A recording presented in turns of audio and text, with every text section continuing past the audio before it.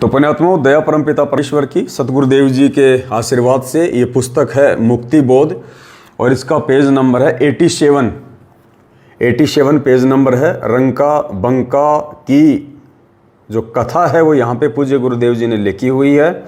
ध्यान से सुनने का आप जी प्रयास कीजिए, क्योंकि परमपिता परमेश्वर सतगुरु रामपाल जी भगवान चाहते हैं कि हम सभी आत्माओं की जो सुरती है वो उनके चरण कमल में लगे, और सुरती को अपने चरण कमल में लगाने के लिए आवश्यक है कि हम परमेश्वर के प्रति दृढ़ हों, विश्वासी हों, समर्पित हों।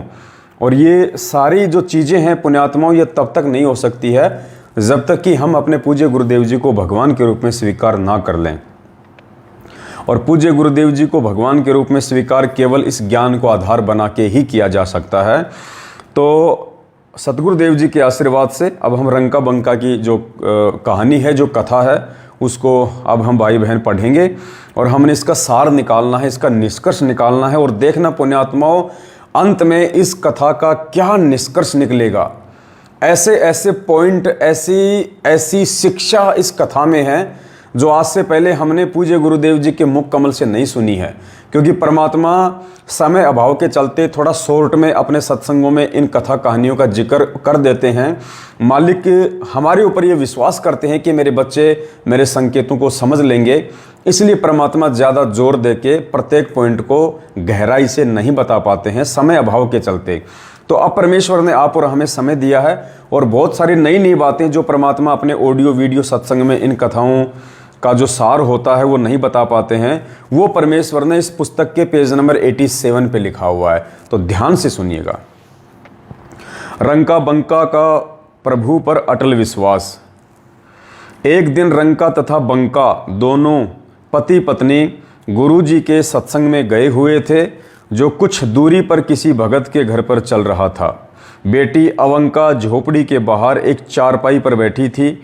अचानक झोपड़ी में आग लग गई, सारा सामान जलकर राख हो गया। अवंका दौड़ी दौड़ी सत्संग में गई। गुरुजी प्रवचन कर रहे थे।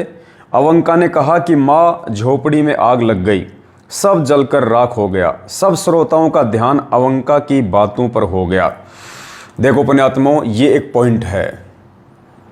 रंका और बंका कबीर साहिब जो एक संत के रूप में आए हुए थे उस समय 1300 ईस्वी में, क्योंकि वैसे तो परमात्मा लहरतारा तालाब पे 650 साल पहले सन 1398 में आए थे, लेकिन उससे पहले सन 1327 या 30 के आसपास की ये बातें हैं, जिस समय परमात्मा एक संत रूप में वहाँ पे आए हुए थे।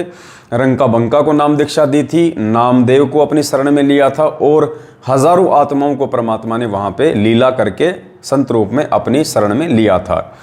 तो देखो यहाँ भी हमारी ये परीक्षा है। कैसे? रंका बंका दोनों गुरुजी का सत्संग सुन रहे हैं, ध्यान मग्न हैं। पीछे से उनकी बेटी अवंका आई और जोर से चिल्लाई कि माँ माँ, झोपड़ी में आग लग गई। तो गुरुजी यहाँ क्या लिख रहे हैं? सब श्रोताओं का ध्यान अवंका की बातों पर हो गया। पुण्यात्माओं, सामने पूर्ण ब्रह्म परमात्मा सारी सृष्टि का रचनहार सत्संग कर रहा है और पीछे से आवाज आई कि झोपड़ी जल गई, झोपड़ी जल गई, माँ सब कुछ जल के राख हो गया। और जितने भी श्रोता बैठे हुए थे उन सब का ध्यान उस पूर्ण परमेश्वर से हटके और उस बेटी की तरफ हो गया। पुण्यात्माओं, ये त्रिकुटी पे हमारी परीक्षा होगी। त्रिकुटी पे पूज्य गुरुदेव जी सामने खड़े होंगे, हम अपने गुरुदेव के सूरत की तरफ टकटकी लगा के देख रहे होंगे, उनकी बातों को हम ध्यानपूर्वक सुन रहे होंगे। अचानक पीछे से कोई आके कहेगा कि कबीर साहब आ गए, कबीर साहब आ गए, देखो वो खड़े। और यदि उस समय पुण्यात्मा उस असली कबीर साहब सतगुरु रामपाल जी भगवान की तरफ जो हम टकटकी लगाए देख रहे थे, वहां से हटके यदि किसी आकाशवाणी की बात सुन के या किसी भगत की बातें सुन के, क्योंकि काल हमारे को ऐसे ही भ्रमित करेगा, हमारे ध्यान को तोड़ने का वो प्रयास करेगा, और एक क्षण के लिए भी यदि उस समय हमारा ध्यान हमारे प्रभु से, हमारे सतगुरुदेव जी से हट गया, टूट गया, तो पुण्यात्मा उसी समय हम पतिव्रता पद से गिर जाएंगे, काल हमें ठग लेगा। तो हमने बिल्कुल भी ये गलतियां नहीं करनी है, चाहे कोई कितना ही चीखे, कितना ही कोई चिल्लाए। हमने अपने प्रभु के वचनों को बहुत गहनता से, बहुत ध्यान से सुनना है। एक भगत था, वो संध्या आरती कर रहा था और पीछे से किसी ने आके कहा कि रे दरवाजे पे गुरुजी आ गए। तो उस भगत ने कहा कि अगर गुरुजी आ गए हैं तो सामने आ जाएंगे, हम अभी आरती कर रहे हैं। अगर गुरुजी आ गए हैं तो गुरुजी सामने आ जाएंगे। देखो पुण्यात्माओं, कितनी बड़ी बात है। हम सामने अपने पूज्य गुरुदेव जी की फोटो रख के दीपक जला के संध्या आरती करते हैं। हम खाली उसको एक फोटो नहीं मानते हैं, हम ये समझते हैं कि हमारे पूज्य गुरुदेव जी आरती के समय साक्षात सूक्ष्म रूप में यहाँ पे विराजमान है और उनके सामने खड़े होके हम प्रभु की आरती कर रहे हैं। अब पीछे से कोई आके कह रहा है, वो उसकी परीक्षा थी कि भाई दरवाजे पे गुरुजी खड़े हैं। अगर वो आत्मा सामने से अपना ध्यान हटा के और पीछे दौड़ पड़ती कि गुरुजी आ गए, गुरुजी आ गए, तो उसी क्षण वो आत्मा फेल हो जाती। अगर पीछे गुरुजी खड़े हैं तो सामने फिर आप किसके सामने खड़े होकर आरती कर रहे हैं? दीवार के सामने या अपने गुरुजी को साक्षात सामने मान के? तो पुण्यात्माओं, ऐसी ऐसी परीक्षा परमात्मा हमारी लेगा हम आत्माओं को दृढ़ करने के लिए। और काल भगवान भी इस प्रकार की घटनाओं को अंजाम दे के, किसी भगत का रूप बना के, इस प्रकार के शब्दों का प्रयोग करके हमारे विश्वास को, हमारे ध्यान को, हमारे प्रभु से, पूज्य गुरुदेव सतगुरु रामपाल जी भगवान से डगमग करने का प्रयास करेगा। तो यहाँ भी हमने इस कथा में एक ये शिक्षा लेनी है। सब श्रोताओं का ध्यान अवंका की बातों पर हो गया। माँ बंका ने पूछा कि क्या बचा है? अवंका ने बताया कि केवल एक खाट बची है जो बाहर थी। माँ बंका ने कहा कि बेटी जा, उस खाट को भी उसी आग में डाल दे और आकर सत्संग सुन ले। देखो पुण्यात्माओं, एक और शिक्षा। सामने प्रभु सत्संग कर रहे हैं, बंका और रंका सत्संग सुन रहे हैं। बेटी आके बोली, माँ झोपड़ी जल गई। माँ ने कहा कि बेटी क्या बचा है? एक खाट बची है। तो माँ कह रही है कि बेटी उस खाट को भी आग में डाल दे, उस खाट को भी जाके आग में डाल के आ जा। अगर वो खाट ना बचती तो तू यहाँ आके मुझे ये शुभ समाचार ना सुनाती और मेरा जो ध्यान है वो मेरे प्रभु के सत्संग से नहीं हटता। बेटी, असली धन वो झोपड़ी नहीं है, असली धन झोपड़ी में रखा हुआ वो सामान नहीं है, असली धन वो खाट नहीं है। भगत का असली धन प्रभु के वचन है, प्रभु का सत्संग है। बेटी, अगर इसमें भंग पड़ गया तो जीवन का सत्यानाश हो जाएगा। ये सत्संग रूपी धन नहीं जलना चाहिए। और सांसारिक धन तो फिर आ जाएगा, परमेश्वर और दे देगा, लेकिन ये सत्संग रूपी धन जो आज हम बटोर रहे हैं, बेटी ये जीवन में दोबारा नहीं मिलेगा। ये अगर हाथ से छूट गया, ये अगर जल गया, बेटी ये वापस नहीं आएगा। और परमेश्वर भी अपनी वाणी में कहते हैं कि कबीरा सब जग निर्धना, धनवंता ना कोय, धनवंता सोई जानिए जिस पे राम नाम धन होए। तो देखिए कितनी अच्छी बात और कितनी गहरी शिक्षा परमेश्वर ने इस कथा के माध्यम से अपनी आत्माओं को दी है। माँ बंका ने कहा कि बेटी जा, उस खाट को भी उसी आग में डाल दे। कहने का मतलब है पुण्यात्माओं, आप और हम सभी भाई बहनों ने आज इन कथाओं को ध्यान में रख के, शिक्षा लेके हमने कितना विचार करना होगा। सोचिए कहाँ रंका बंका अवंका और कहाँ आज कलयुग की बिचली पीढ़ी वाले हम शिक्षित भाई बहन। पुण्यात्माओं, उस समय रंका वंका और रंका ये तो कभी साल 6 महीने में ही सत्संग सुना करते थे, या तो कभी परमेश्वर उनके घर पे आते थे या कभी उनका सत्संग में जाना होता था। क्योंकि आज की तरह साइंस नहीं थी, टेक्नोलॉजी नहीं थी, चिप नहीं थी, मेमोरी कार्ड नहीं थे, मोबाइल नहीं थे, रेडियो नहीं थे, साउंड सिस्टम नहीं था कि हम 24 घंटे सत्संग सुन सके मोबाइल में जेब में डाल के। और उसके बावजूद भी उन आत्माओं ने इतनी जागरूकता दिखाई सत्संगों को लेके, परमेश्वर के प्रत्येक वचन को लेके। क्या शिक्षा है यहाँ पे? माँ बंका ने कहा कि बेटी जा, उस खाट को भी उसी आग में डाल दे और आकर सत्संग सुन ले। कुछ जलने को रहेगा ही नहीं तो सत्संग में भंग नहीं पड़ेगा। बेटी, सत्संग हमारा धन है, यदि यह जल गया तो अपना सर्वनाश हो जाएगा। ये वंका के विचार हैं उस औरत के जो कभी कभार ही सत्संग सुना करती थी। और पुण्यात्माओं, यदि ऐसी स्थिति आज हमारे साथ में हो जाए, यदि किसी भाई बहन के किसी घर में चोरी हो जाए, आग लग जाए और वो सत्संग में बैठा हो और पीछे से उसके परिवार का कोई मेंबर आके कहे कि माँ सब कुछ लुट गया, बर्बाद हो गया, आग लग गई मकान में, सारा मकान जल के खाक हो गया, लाखों का सामान जल गया। पुण्यात्माओं, आज हमारी स्थिति क्या वंका जैसी होगी? क्या हमारे अंदर वो हिम्मत है? क्या हमारे अंदर वो सामर्थ्य है? क्या हमारे अंदर अपने पूज्य गुरुदेव जी के ऊपर इतना विश्वास है कि हमारा ध्यान जरा सा भी उन बातों की तरफ ना जाए और हम अपने पूज्य गुरुदेव जी के सत्संगों में वैसे ही और उतने ही मगन होके बैठे रहें जैसे उस घटना से पहले हम बैठे हुए थे।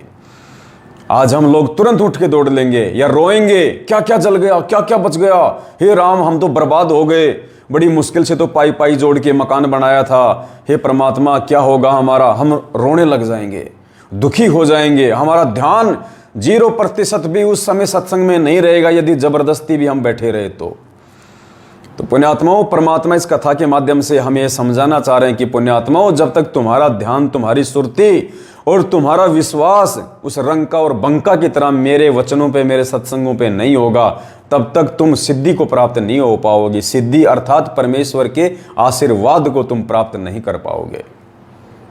पुण्यात्माओं, इस कदर हमने परमेश्वर के ज्ञान को आधार बना के आगे बढ़ना है। हमारा सबसे बड़ा धन हमारे पूज्य गुरुदेव जी हैं, हमारे पूज्य गुरुदेव जी के अमृत वचन है, उनका आदेश है। और उस आदेश की पालना के चलते, पूज्य गुरुदेव भगवान के वचन पे चलते हुए पुण्यात्माओं, यदि हमारा सर्वनाश भी हो जाए तो भी हमें ये शुक्र मनाना चाहिए कि परमेश्वर आपका आशीर्वाद हमारे साथ बना रहे। हे परमात्मा, चाहे कितने भी दुख दे दो, कितने भी कष्ट दे दो, कितनी भी तकलीफें दे दो परमात्मा, ये सारे दुख, तकलीफ और कष्ट मुझे पता है मेरे पूर्व जन्म के कुकर्मों और कुसंस्कारों की वजह से होंगे। हे परमेश्वर, आप अपने दास या दासी पर रजा बखना। परमात्मा, आप अपने चरण कमल से परमेश्वर सुई की नोक जितना भी हम नीचों को दूर ना करना। पुण्यात्माओं, ये प्रार्थना हमने प्रत्येक भाई बहन ने हमेशा अपने पूज्य गुरुदेव जी से करते रहनी होगी। और परमेश्वर कहते हैं कि नाम सहित बेवतन भला जो दर दर मांगे भीखा, क्या हुआ छत्र की छाया चालय यो राजपाट धेली का। गुरुदेव कहते हैं पुण्यात्माओं, इस सतपुरुष का ये अनमोल नाम जो मैंने तुम्हें आके दे दिया है, इन सदग्रंथों से निकाल के, जो चारों युगों में नहीं होता है, ये आदि अनादि नाम, ये अजर अमर नाम जो मैंने तुम्हें दे दिए हैं, ये मोक्ष मंत्र, इन मोक्ष मंत्रों को लेके पुण्यात्माओं और मर्यादा में रह के जाप करने के लिए यदि तुम्हें देश निकाला भी दे दिया जाए तो परमात्मा कहते हैं कि हंस के देश से निकल जाना। कहते हैं नाम सहित बेवतन भला जो दर दर मांगे भीखा। यदि तुम्हें हाथ में कटोरा लेके और भीख भी मांगने की ऐसी नौबत आ जाए, इस नाम को सुरक्षित रखने के लिए, अपने गुरुजी के वचन पे चलते हुए उनको प्रसन्न करने के लिए, तो गुरुदेव कहते हैं नाम सहित बेवतन भला। अगर नाम है तो चाहे तुझे बेवतन कर दिया जाए, तुझे देश द्रोह का मुकदमा लगा दिया जाए, तेरे को देश की सीमाओं से बाहर निकाल दिया जाए। कहते हैं नाम सहित बेवतन भला जो दर दर मांगे भीखा। और क्या हुआ छत्र की छाया चाल है यो राजपाट धेली का। ये राजाओं का राज, ये तो दो धेली का है, बिना ज्ञान और बिना नाम के अगले जन्म में उसको तो सीधा गधे की योनि में जाना है। और तुम इस नाम के साथ यदि आज दुख भी उठा लोगे, तकलीफ भी उठा लोगे, परेशानियों में भी जी लोगे, तो परमेश्वर कहते हैं पुण्यात्माओं, अगला जन्म तुम्हें इस नरक में नहीं दूंगा, तुम्हें सतलोक में बैठा दूंगा, जहां पे तुम राजाओं के राजा बन के रहोगे। तो क्या कहा बंका ने? मां बंका ने कहा कि बेटी जा, उस खाट को भी उसी आग में डाल दे और आकर सत्संग सुन ले, कुछ जलने को रहेगा ही नहीं तो सत्संग में भंग ही नहीं पड़ेगा। बेटी, सत्संग हमारा धन है, यदि यह जल गया तो अपना सर्वनाश हो जाएगा। लड़की वापस गई और उस चारपाई को उठाया और उसी झोपड़ी की आग में डालकर आ गई और सत्संग में बैठ गई। जय हो बंदी छोड़ की। सत्संग के पश्चात अपने ठिकाने पर गए। अब देखना पुण्यात्माओं, फिर एक और गहरी शिक्षा, फिर और गहरी शिक्षा। और सोचिएगा पुण्यात्माओं, यदि उन आत्माओं की जगह हम होते तो हम क्या करते। सत्संग के पश्चात अपने ठिकाने पर गए। वहां एक पेड़ था, उसके नीचे वह सामान जो जलने का नहीं था, जैसे बर्तन, घड़ा आदि आदि रखे थे, उस पेड़ के नीचे बैठकर भजन करने लगे। सत्संग के पश्चात अपने घर पे गए और पुण्यात्माओं उस दुख को, उस हानि को रोने नहीं लगे कि हे भगवान, हम तो सत्संग में भी गए थे, फिर भी पीछे से हमारा ये सर्वनाश क्यों हो गया। हे परमात्मा, क्या आपको मालूम नहीं था, हम तो वैसे ही निर्धन थे, हम गरीब थे। हे परमेश्वर, हमने तो सुना था कि जो तेरी तरफ 2 कदम बढ़ाता है, जो तेरे सत्संग की तरफ चलता है परमात्मा, आप तो उसके वारे न्यारे कर देते हो। हे गुरुजी, हमारे साथ ऐसी अनहोनी क्यों हो गई। उन्होंने गुरुजी को नहीं कोसा, उन्होंने भगवान को नहीं कोसा, वो आके उस पेड़ के नीचे बैठ गए जहाँ पे झोपड़ी जल रही थी, जल चुकी थी, और उस पेड़ के नीचे आके बैठ के उन्होंने ये प्लानिंग करनी शुरू नहीं की कि हम दूसरी झोपड़ी बनाएंगे, हम क्या करेंगे, कहाँ से लाएंगे, रोना धोना शुरू नहीं किया। एक दूसरे को पुण्यात्माओं उन्होंने उल्हाना देना शुरू नहीं किया। ये परमात्मा हमें एक सामाजिक जीवन का पाठ भी यहाँ पे पढ़ा रहे हैं कि यदि तुमने सत्संग ले लिया है, सच्चे सतगुरु की शरण में आ गए हो, और यदि तुम्हें अपने गुरु पे विश्वास है, तो पुण्यात्मा फिर यकीन मानना वो हानि और वो लाभ सब कुछ गुरु के हाथ में है। वो कब लाभ को हानि में चेंज कर दे, कब हानि को लाभ में चेंज कर दे, ये गुरु जी अपने भगत के विचारों के आधार से तय करता है। तो घर पे वापस आके जहां पे झोपड़ी जली हुई थी और झोपड़ी के बाहर जो थोड़ा बहुत सामान रखा हुआ था, बर्तन मटके आदि, वहां उस पेड़ की छाया में बैठ गए और पुण्यात्माओं रोने नहीं लगे, दुखी नहीं हुए, परेशान नहीं हुए। वो झोपड़ी को देख देख के अंदर से दुखी होके इधर उधर की बातें नहीं करने लगे, बैठ के परमात्मा का भजन करने लगे। जो सत्संग में गुरुजी ने बातें बताई थी उन पे डिस्कस करने लगे, साध संगति वहां बैठ के वो करने लगे तीनों प्राणी। शिक्षा पुण्यात्माओं, शिक्षा। सोचो यदि आज हमारे साथ में ऐसा हो जाए, यदि हम सत्संग में जा रहे हैं या सत्संग से आ रहे हैं, रास्ते में यदि हमारा मोबाइल गिर जाए या टूट जाए, फूट जाए, पुण्यात्माओं हम कितना कोसेंगे भगवान को, हम कितने दुखी हो जाते हैं कि अच्छा गया सत्संग में, ना जाता तो ठीक था, मेरा मोबाइल चोरी हो गया, वहां तो चोर आते हैं, मेरा मोबाइल फूट गया, रास्ते में गिर गया, क्या फायदा हुआ, नहीं जाता तो ही ठीक था। एक छोटे से नुकसान को, जबकि पुण्यात्माओं वो तो उनका तो पूरा का पूरा परिवार जल गया था, पहले से बेचारे वो गरीब थे, एक टूटी फूटी झोपड़ी थी उनके पास में, वो भी जल गई, फिर भी उन्होंने भगवान को नहीं कोसा और ना ही उन्होंने एक दूसरे को उलाहना दिया।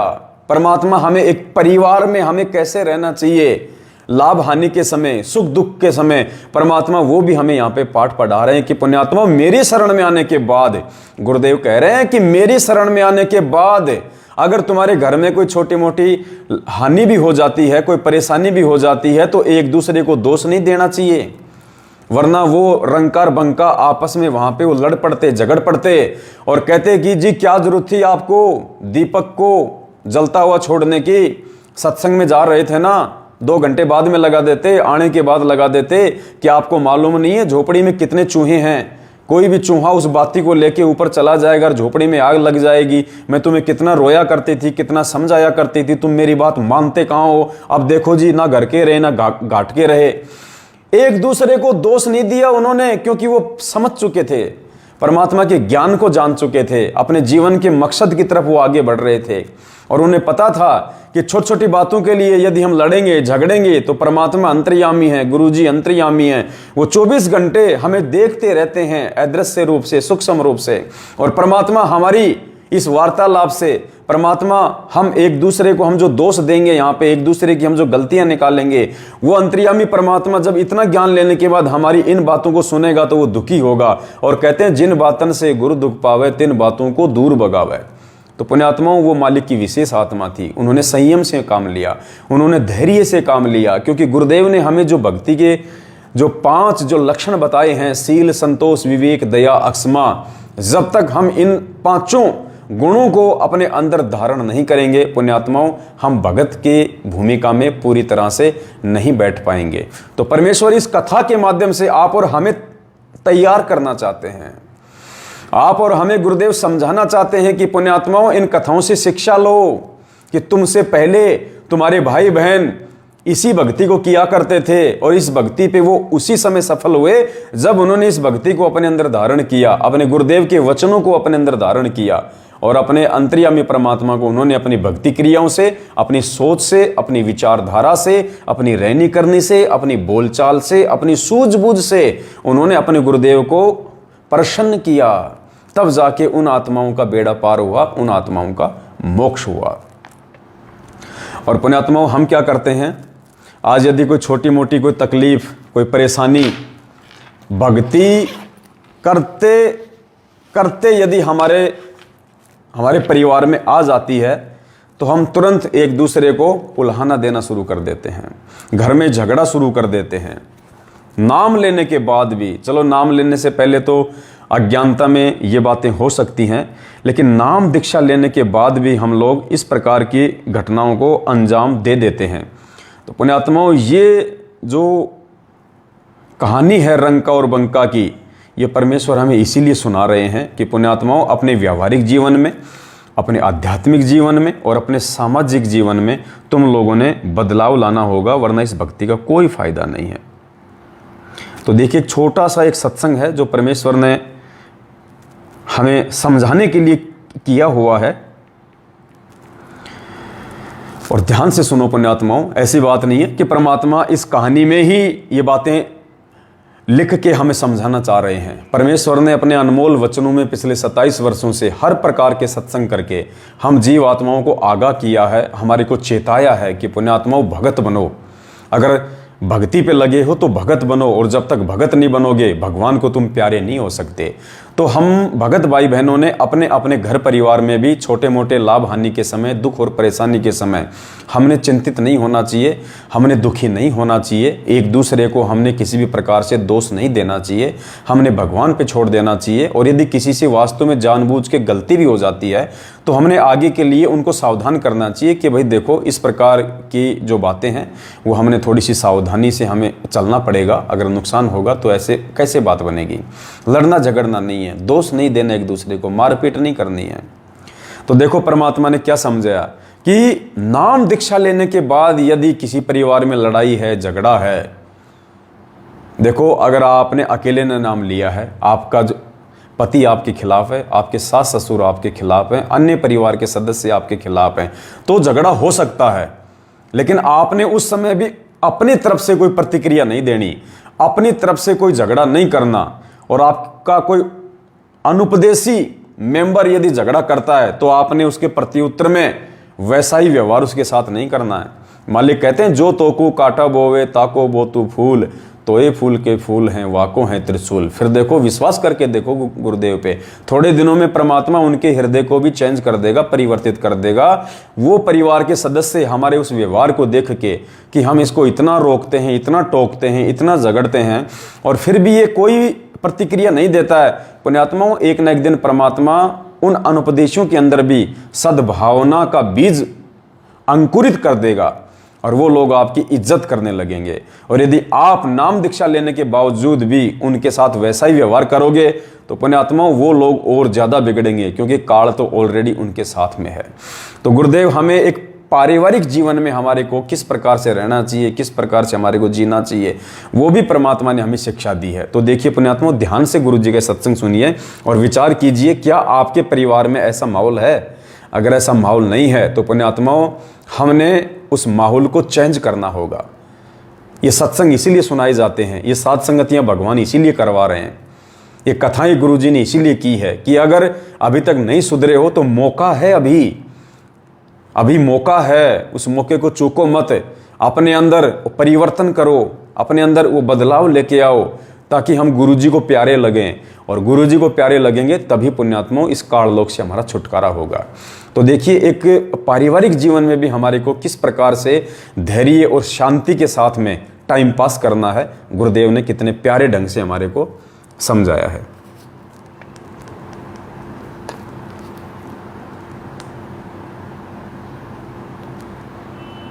पुण्यात्माओं, उपदेश लेने के बाद हमारे हर व्यवहार में परिवर्तन होना चाहिए, तभी हम भगत हैं। हम नाम भगत का धरावण, काम जगत तक ढूंढे करें। तो क्या कि भगत भी लड़ाई झगड़ा, छोटी छोटी बातों पर खर्चा तानी है, थोड़ा हानि लाभ हो जाए, फिर वो कंजरपना, फिर क्या फायदा इस भक्ति का? फिर विश्वास कहाँ आपको भगवान के ऊपर? जो परमात्मा करता है, अब जो भी ऑपरेशन होगा मालिक करेगा। आपकी हानि है तो भी हित, और हित तो हित है ही है, आप इतना विश्वास रखना।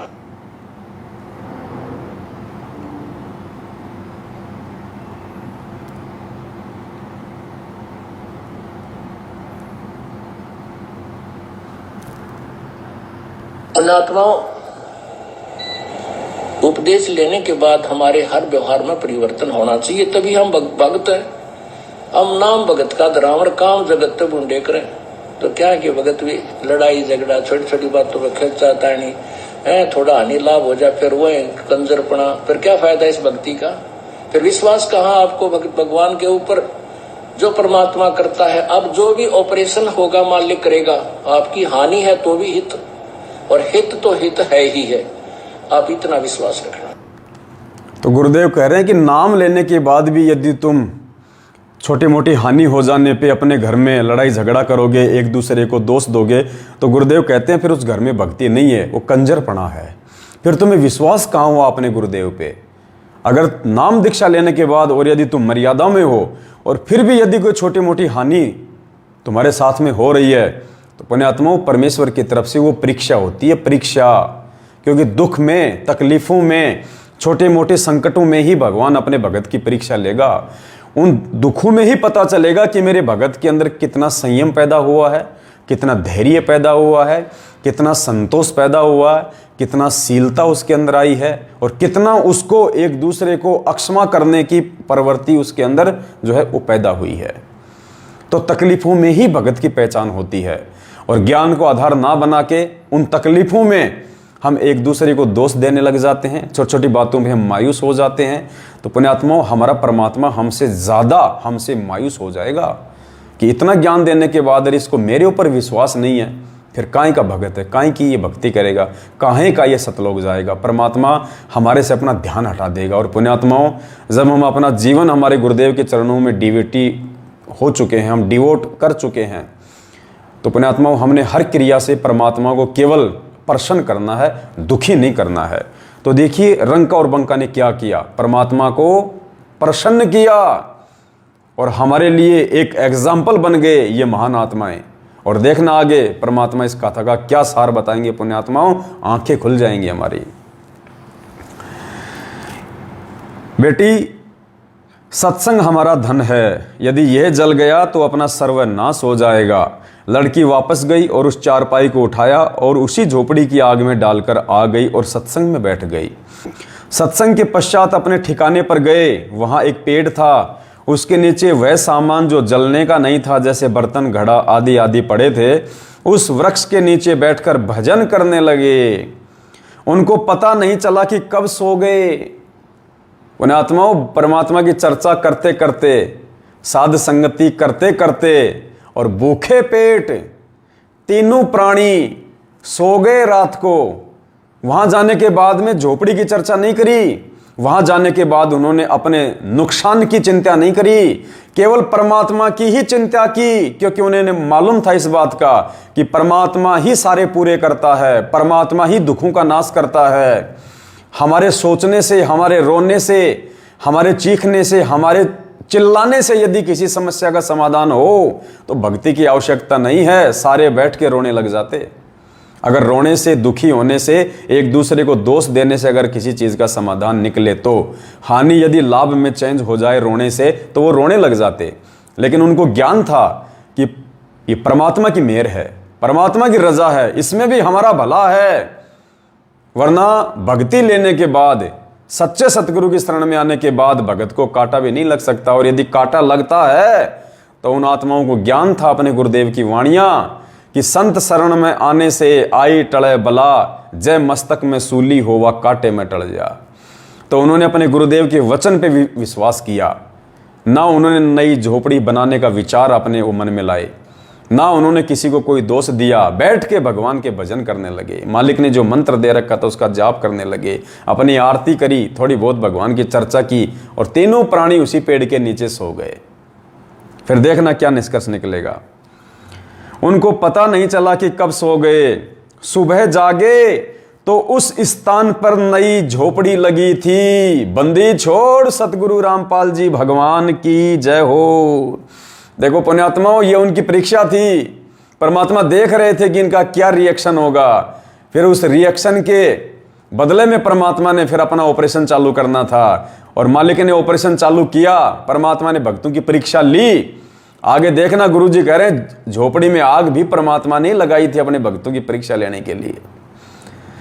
उनको पता भी नहीं चला कि कब सो गए। सुबह जागे तो उस स्थान पर नई झोपड़ी लगी थी। सारा सामान रखा था जो जल गया था झोपड़ी के अंदर, परमात्मा ने नई झोपड़ी बना दी रातों रात उन आत्माओं के सो जाने के बाद। उनसे प्रसन्न होके परमात्मा कहते हैं नुक्ते ऊपर रीजेगा, करोड़ कर्म जल जाएं तुम्हारे। पुण्यात्माओं, ये नुक्ता था रंका और बंका का कि ऐसी स्थिति में गुरुदेव से ज्ञान लेने के बाद उनको कितना विश्वास है अपने भगवान पे, या फिर अपने दुख को रोते हैं, अपनी हानि को रोते हैं। हमें समझाना चाह रहे हैं परमात्मा इन शिक्षा, इन कथाओं के माध्यम से। परमात्मा हमारे अंदर वो परिवर्तन लाना चाहते हैं जो परिवर्तन रंका और बंका उस समय लेके आए थे। परमात्मा हमें यही समझाना चाह रहे हैं कि जितना बदलाव और जितनी सूझबूझ ज्ञान लेने के बाद में रंका बंका ने दिखाई, जब तक आज हम नहीं दिखाएंगे हम परमेश्वर को हम प्रिय नहीं हो सकते। उनको पता नहीं चला कि कब सो गए, सुबह जागे तो उस स्थान पर नई झोपड़ी लगी थी, सारा सामान रखा था। आकाशवाणी हुई कि भक्तों आप परीक्षा में सफल हुए, और उसी समय आकाशवाणी हुई परमात्मा की कि भक्तों आप परीक्षा में सफल हुए। अब देखना पुण्यात्माओं, एक और गहरी शिक्षा, एक और बहुत बड़ा संकेत, जिस संकेत को ना समझ के 2014 बरवाला कांड के बाद से लेके आज तक 90% भगत समाज सत्सेवकों को छोड़ के, साध संगति वाले भाई बहनों को छोड़ के, जो भगत समाज सतलोक आश्रम मैनेजमेंट हरियाणा के पीछे अंधा होके चल रहा है, कैसे उन आत्माओं ने अपना सर्वनाश किया। उन आत्माओं के लिए पुण्यात्माओं ये सत्संग है, आगे का ये सत्संग उन आत्माओं के लिए है। आकाशवाणी हुई कि भक्तों आप परीक्षा में सफल हुए, ये भेंट मेरी ओर से है, इसे स्वीकार करो। भगवान ने आकाशवाणी की कि भक्तों आप परीक्षा में सफल हो गए, और ये जो नई झोपड़ी जो तुम देख रहे हो ये मैंने बनाई है, मेरी तरफ से भेंट है, तुम्हारे को उपहार है, इसको स्वीकार करो, अर्थात झोपड़ी में रहो। लेकिन रंका और बंका ने उस आकाशवाणी पे विश्वास नहीं किया। रंका और बंका ने उस आकाशवाणी को सत्य नहीं माना। रंका और बंका ने क्या किया पुण्यात्माओं? सबसे पहले वापस आश्रम में गए और गुरुजी की क्या आज्ञा है उसको जानना चाहा। उस आकाशवाणी के भरोसे नहीं रहे, उस आकाशवाणी के ऊपर वो फिदा नहीं हुए। पुण्यात्माओं, कितनी बड़ी शिक्षा। जैसे आज ये ऑडियो आ रही है इसार जेल के नाम से, ये आकाशवाणी है। हम मोबाइल में हम गुरुजी को नहीं देख रहे, वो टेलीफोन में हम गुरुजी को नहीं देख रहे। गुरुजी से मिलती जुलती वो ऑडियो आ रही हैं और कहा जाता है कि गुरुजी की ऑडियो है, गुरुजी का आदेश है। वो आकाशवाणी है हमारे लिए, रंका बंका की तरह आकाशवाणी। अब देखना पुण्यात्मा, रंका और बंका तो उस समय सावधान हो गए उस आकाशवाणी को सुन के। उस समय की आकाशवाणी और आज की ऑडियो जो भगत समाज को सुनाई जाती है कि गुरुजी की ऑडियो, गुरुजी की ऑडियो। अब देखना पुण्यात्माओं, कैसे रंका और बंका सफल हुए और कैसे आज का शिक्षित भगत समाज पिछली पीढ़ी में जन्म लेने के बाद भी फैल हो रहा है। आकाशवाणी हुई कि भक्तों आप परीक्षा में सफल हुए, ये भेंट मेरी ओर से है, इसे स्वीकार करो। तीनों सदस्य उठकर पहले आश्रम में गए। वो भगवान की बातों को स्वीकार नहीं किया, गोविंद की बातों को स्वीकार नहीं किया।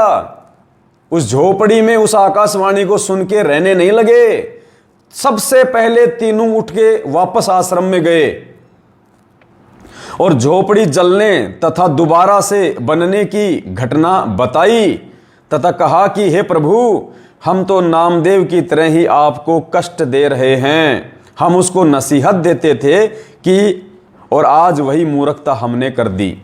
कौन सी नसीहत और कौन सा कष्ट जो नामदेव ने दिया था?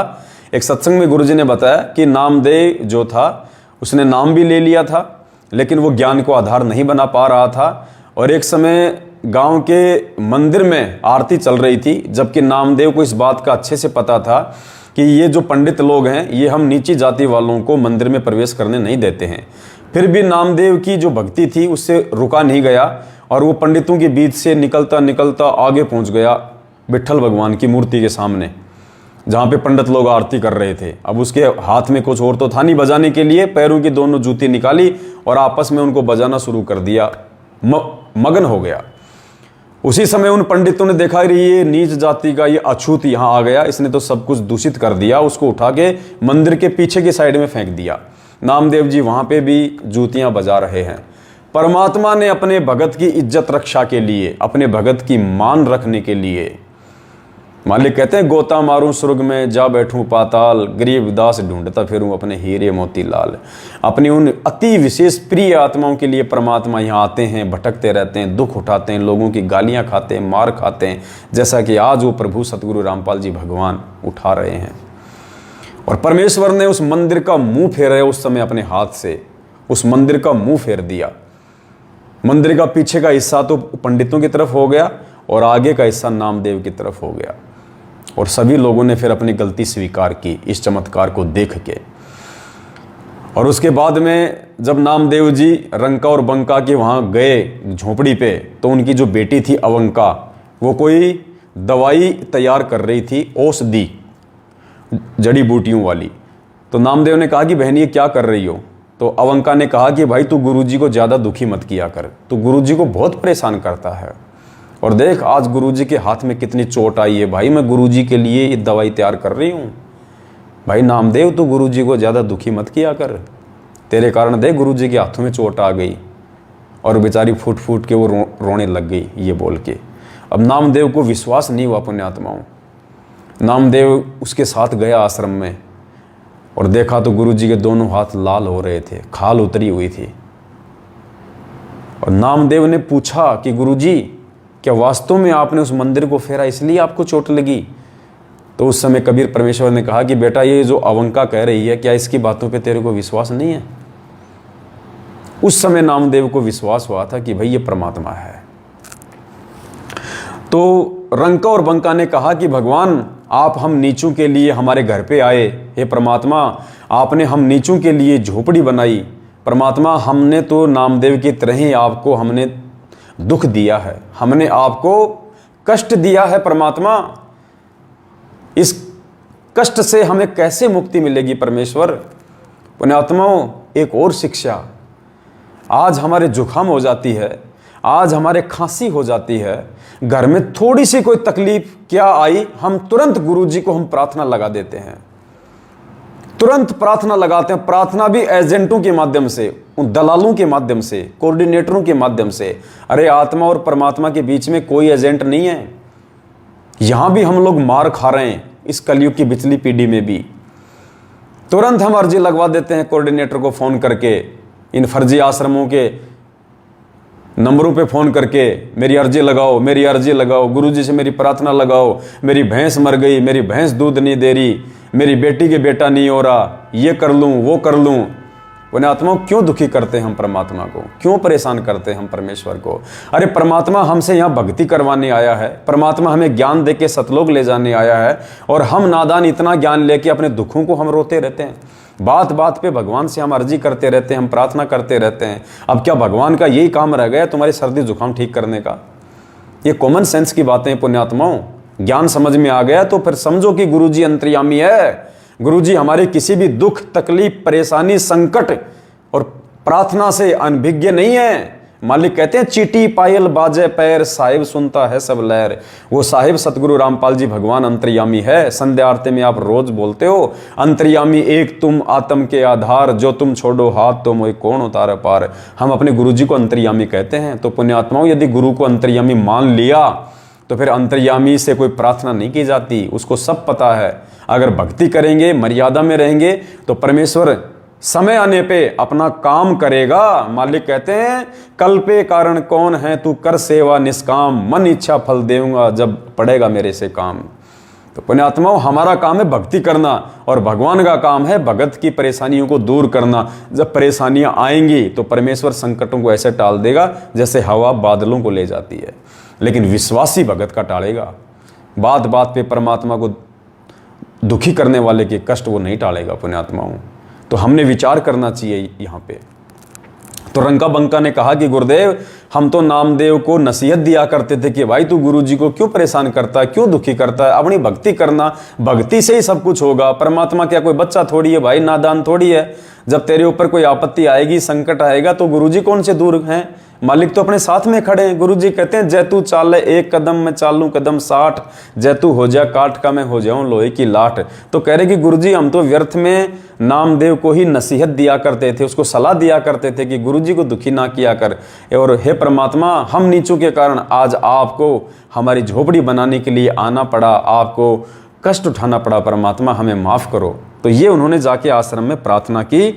और स्पेशली वो गए किस लिए थे, जो आकाशवाणी हुई थी गोविंद की, भगवान की जो आकाशवाणी हुई थी, उन्होंने उस आकाशवाणी को सत्य ना माना।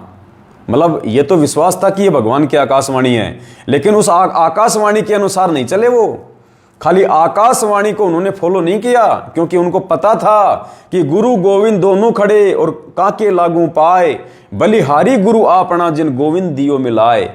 कि सबसे बड़ा मेरे लिए, सबसे प्रथम मेरा गुरु है जिसने मुझे भगवान की जानकारी दी। तो मेरे लिए वो भगवान बड़ा नहीं है, मेरे लिए मेरा सतगुरु बड़ा है, मेरा गोविंद गुरु बड़ा है। गोविंद बड़ा नहीं, गोविंद गुरु बड़ा है, गुरु भगवान बड़ा है।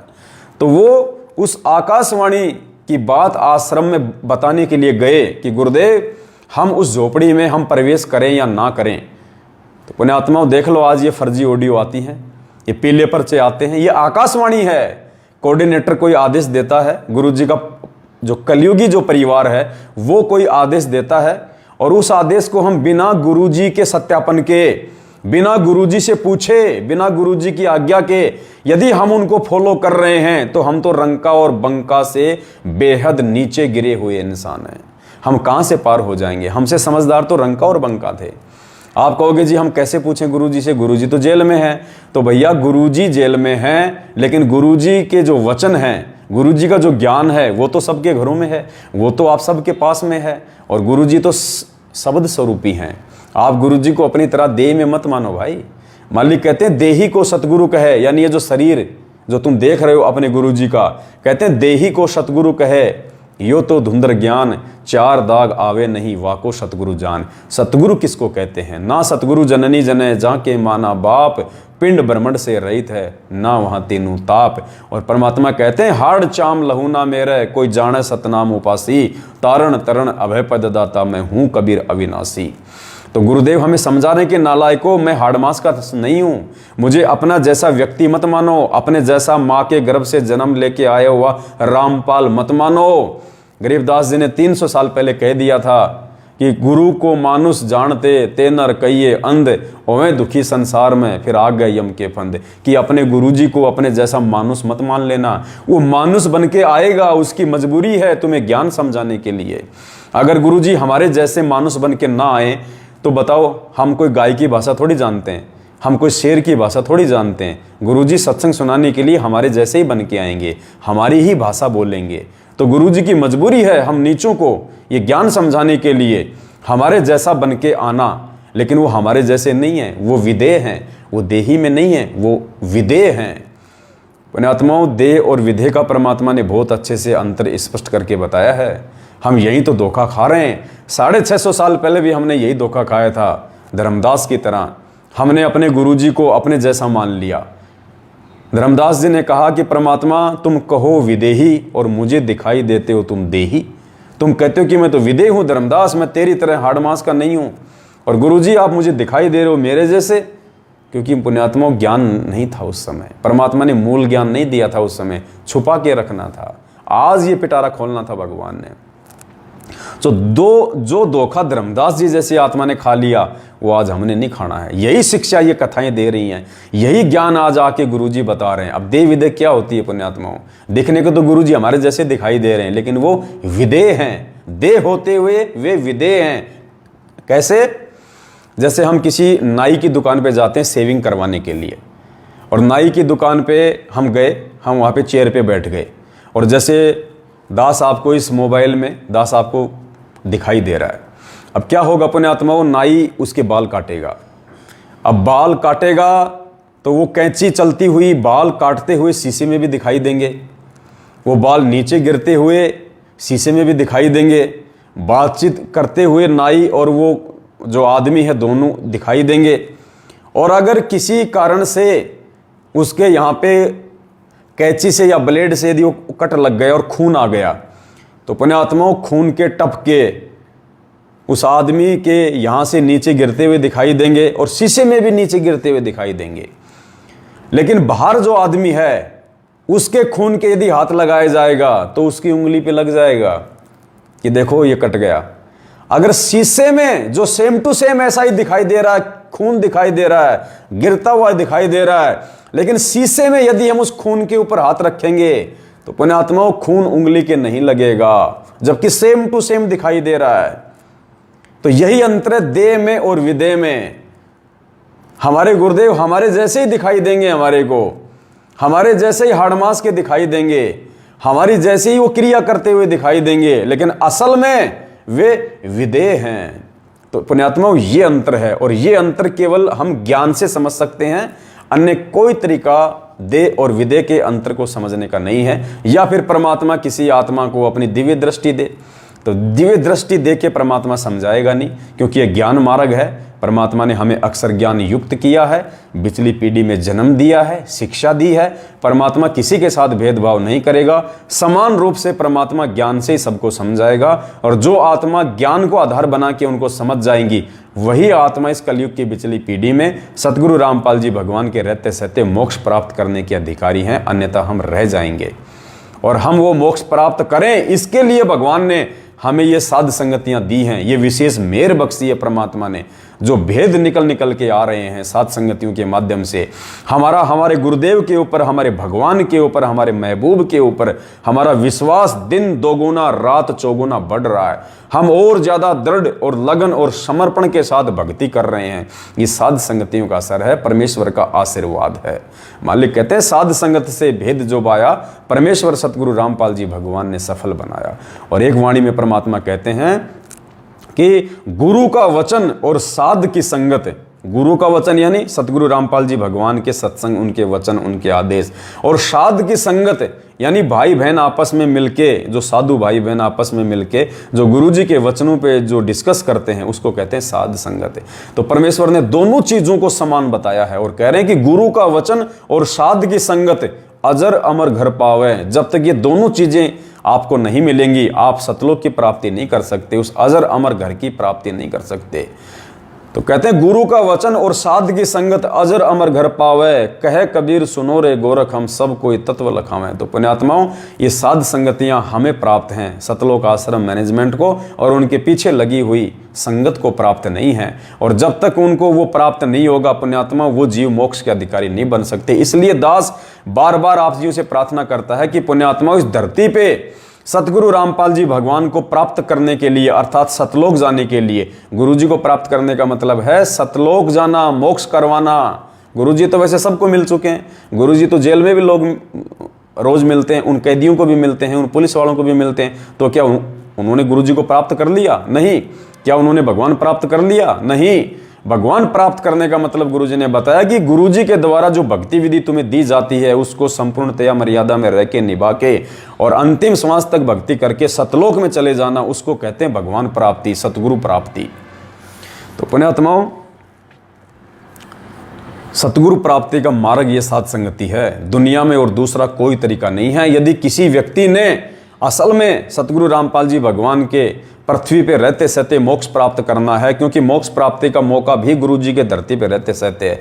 गुरुजी के जाने के बाद ये मार्ग जरूर चलेगा कई हजार साल तक, लेकिन मोक्ष प्राप्त कोई नहीं करेगा। मोक्ष प्राप्त केवल गुरुजी के रहते सहते होगा। इसका निर्णय आपको आगे देंगे इसी पुस्तक से। तो क्या कहा, उनको पता नहीं चला कि कब सो गए, सुबह जागे तो उस स्थान पर नई झोपड़ी लगी थी, सारा सामान रखा था। आकाशवाणी हुई कि भक्तों आप परीक्षा में सफल हुए, ये भेंट मेरी ओर से है, इसे स्वीकार करो। तीनों सदस्य उठकर पहले आश्रम में गए और झोपड़ी जलने तथा पुनः बनने की घटना बताई तथा कहा कि हे प्रभु, हम तो नामदेव की तरह ही आपको कष्ट दे रहे हैं, हम उसको नसीहत देते थे, आज वही मूर्खता हमने कर दी। सतगुरु जी ने कहा, देखना फिर गुरु जी ने क्या कहा, गुरुजी ने क्या कहा, जब रंका और बंका ने भगवान की भविष्यवाणी को स्वीकार नहीं किया, भगवान के द्वारा दी गई उस भेंट को स्वीकार नहीं किया, और आज हम 14 जून को दाढ़ी मूंछ वाले को भगवान मान के काल्पनिक फोटो को कबीर प्रगट दिवस मना रहे हैं, वहां नाक रगड़ रहे हैं, वहां पे अपनी जो है मन्नतें मांग रहे हैं। पुण्यात्मा, धिक्कार है हमारे जीवन पे, धिक्कार यदि हमने भगवान को नहीं पहचाना तो। और कागज के टुकड़े को भगवान मान के हम उसके आगे भीख मांग रहे हैं, क्या मिलेगा हमें? कुछ नहीं मिलेगा सिवाय काल भगवान के। रंका बंका को तो खुद आकाशवाणी करके और भगवान ने कहा था कि झोपड़ी मैंने बनाई, इसमें रहो तुम। उसके बाद भी उन्होंने झोपड़ी को स्वीकार नहीं किया, और हम बिना दिए भिखारी की तरह आगे जा जाके हाथ खड़े कर रहे हैं, जबकि असली कबीर परमात्मा सतगुरु रामपाल जी भगवान हमारे सतगुरु के रूप में धरती पे हैं। और फिर भी हमें कागज के टुकड़े को भगवान मान के और मूर्खों के पीछे लग के उस जिंदा कबीर सतगुरु रामपाल जी भगवान का 8 सितंबर के दिन प्रगट दिवस ना मना के 14 जून को कागज के टुकड़े का, जिसका हमारे जीवन में कोई महत्व नहीं है, वो कागज का टुकड़ा ना हमें सत्संग सुना सकता, ना आशीर्वाद दे सकता, ना हमारे कार्य सिद्ध कर सकता, उसको तो हम भगवान मान रहे हैं। और 27 साल से जो हमें असंख्य सुख दे रहा है, लाभ दे रहा है, आशीर्वाद दे रहा है, हमें प्यार दे रहा है अपने मां बाप से ज्यादा,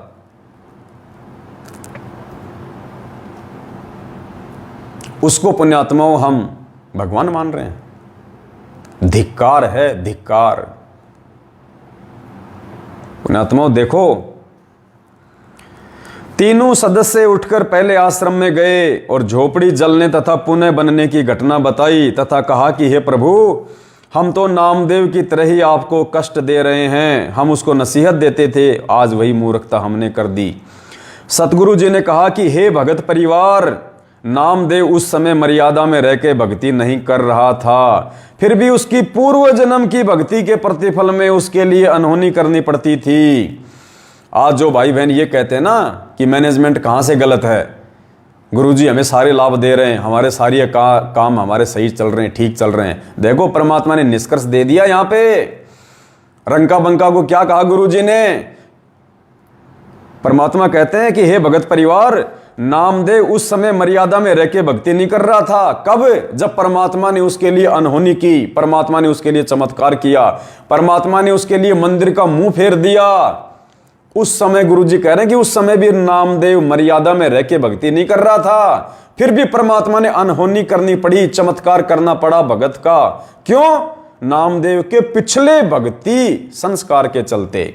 तो इसी प्रकार पुण्यात्मा, आज जिन भाइयों की मैनेजमेंट के साथ रहते रहते भी, क्योंकि मैनेजमेंट की संगति का मतलब है मर्यादा तोड़ना, और मर्यादा टूटने के चलते भी यदि किसी भाई बहन को थोड़े बहुत लाभ मिल रहे हैं तो पुण्यात्माओं, इस गफलत में ना रहना कि भगवान का आशीर्वाद तुम्हारे ऊपर है, गुरुजी तुम पे प्रसन्न है, गुरुजी तुम्हें लाभ दे रहे हैं। नहीं, तुम्हारी बैटरी चार्ज है, थोड़ी बहुत जो भक्ति तुम्हारे पास में जो पहले की जो बची हुई है, या जितने समय तुमने मर्यादा में रह के गुरुजी की भक्ति करी, उसका प्रतिफल तुम्हें मिल रहा है। आने वाले समय में देखना जो कष्ट तुम भोगोगे, अगर साथ संगति से समय रहते नहीं जुड़े, गुरुजी से अपने उन तमाम कुकर्मों की जो तुमने सतलोक आश्रम मैनेजमेंट हरियाणा के साथ में रह के कमाए हैं, उनकी समायाचना नहीं की और साथ संगत से नहीं जुड़े तो, वरना जैसे कोरोना में हजारों मरे तुम्हारे अपने भाई बहन, सारनामी सतनामी तक को नहीं बचाया परमात्मा ने, और सत्सेवकों का परमात्मा ने एक नाखून तक नहीं उतरने दिया। हे भगत परिवार, नामदेव उस समय मर्यादा में रह के भक्ति नहीं कर रहा था, फिर भी उसकी पूर्व जन्म की भक्ति के प्रतिफल में उसके लिए अनहोनी करनी पड़ी, जो मुझे कष्ट होता था। उल्टा तुम गुरुजी को कष्ट देते हो। और पुण्यात्माओं, भगत के साथ परमात्मा अनहोनी उसकी मर्यादाओं में रहने के चलते करता है। फिर देखना, आप मर्यादा में रह के भक्ति कर रहे थे, गुरुजी ने क्या कहा रंका बंका को कि आप मर्यादा में रह के भक्ति कर रहे हो, इसलिए आपकी आस्था परमात्मा में बनाए रखने के लिए अनहोनी की। कौन सी अनहोनी? झोपड़ी लगाने की, झोपड़ी बनाने की। पुण्यात्माओं, आगे देखना, आंखें खोल देगी ये कथा। आंखें आज छोटी छोटी समस्याओं को लेके, छोटे छोटे दुखों को लेके, छोटी छोटी तकलीफों को लेके हम जो रोने लग जाते हैं, थोड़ी सा संकट क्या आया, हम परिवार में लड़ाई झगड़ा शुरू कर देते हैं। देखना पुण्यात्माओं, क्या कह रहा है परमपिता परमात्मा, कितनी बड़ी शिक्षा दे रहे हैं यहां में गुरुदेव।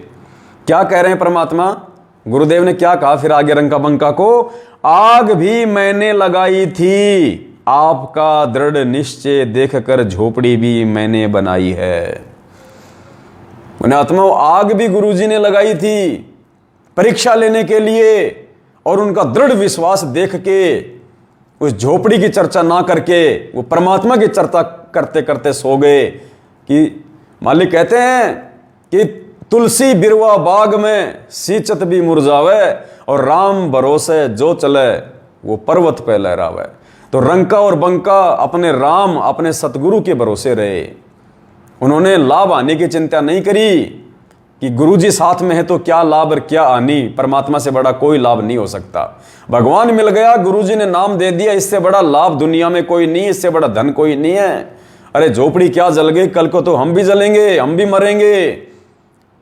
इस नश्वर वस्तुओं को क्या रोना, परमात्मा की सोचो, नाम की सोचो, मर्यादाओं की सोचो। तो इन बातों पे प्रसन्न होके अपने भक्तों की क्या कहा परमात्मा ने कि आग भी मैंने लगाई थी। देखो पुण्यात्माओं, परमात्मा कैसी कैसी अनहोनी घटनाओं को जन्म देता अपने भगत की परीक्षा लेने के लिए। दुख में, तकलीफों में भगत की परीक्षा होती है। और नाम लेने के बाद यदि भगत पे कोई संकट आ रहा है, उसके दो ही कारण बताए गुरुजी ने कि पहली बात तो संकट आता नहीं, और यदि संकट आ रहा है तो या तो तुम्हारी मर्यादा खंडित है, तो जांच लो कि तुमने क्या गलती की है, तुमने कहां गलती की है जिसके चलते तुम्हारे ऊपर संकट आ रहे हैं, दुख आ रहे हैं।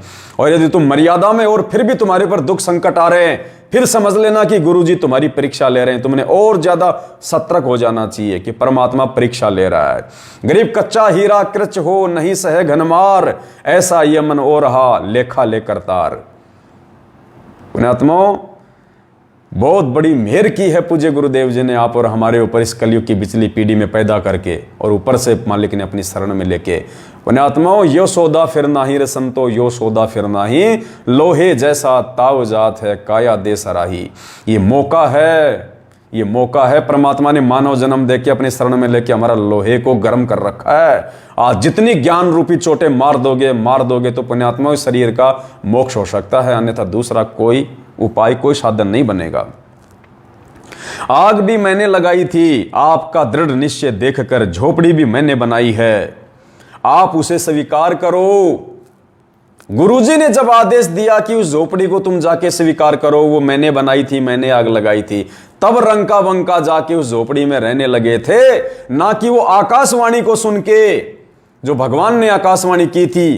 पुण्यात्माओं, गुरुजी परीक्षा ले रहा था उस समय वो आकाशवाणी करके कि देखता हूं इन नालायकों को मैंने जो पाठ पढ़ाया है कि गुरु बड़े हैं गोविंद से, मन में देख विचार, हरि सुमरे सो रह गए और गुरु भजे होए पार। देखता हूं ये उस आकाशवाणी, उस भगवान को ज्यादा महत्व देते हैं या अपने गुरुजी को ज्यादा महत्व देते हैं। तो पुण्यात्माओं, ये नकली ऑडियो भी परीक्षा है। देख रहा है वो परमात्मा कि मेरी आवाज से मिलती जुलती नकली ऑडियो को मेरा आदेश मांग के आगे बढ़ते हैं, या मेरे सत्संग रूपी आदेश जो मैंने 27 साल से सीडी में भर दिए, डीवीडी में भर दिए, इन पुस्तकों में भर दिए, हर भगत को मैंने सुनाए। क्या आज मेरी गैर हाजिरी में मेरे बच्चे, मेरे भगत उस नकली ऑडियो को, मेरे से मिलती जुलती आवाज को आदेश मान के आगे बढ़ते हैं, या मेरे सत्संग रूपी वचनों को, मेरे सत्संग रूपी ऑडियो को सत्य मान के आगे बढ़ते हैं? और पुण्यात्माओं, 90% भगत समाज उन फर्जी ऑडियो को सतलोक आश्रम मैनेजमेंट हरियाणा के द्वारा जो भेजी जा रही हैं, वो पीले पर्चे वो आकाशवाणी हैं, वो ऑडियो वो आकाशवाणी हैं, कोऑर्डिनेटर का आदेश आकाशवाणी है, गुरुजी के परिवार वालों का आदेश आकाशवाणी है।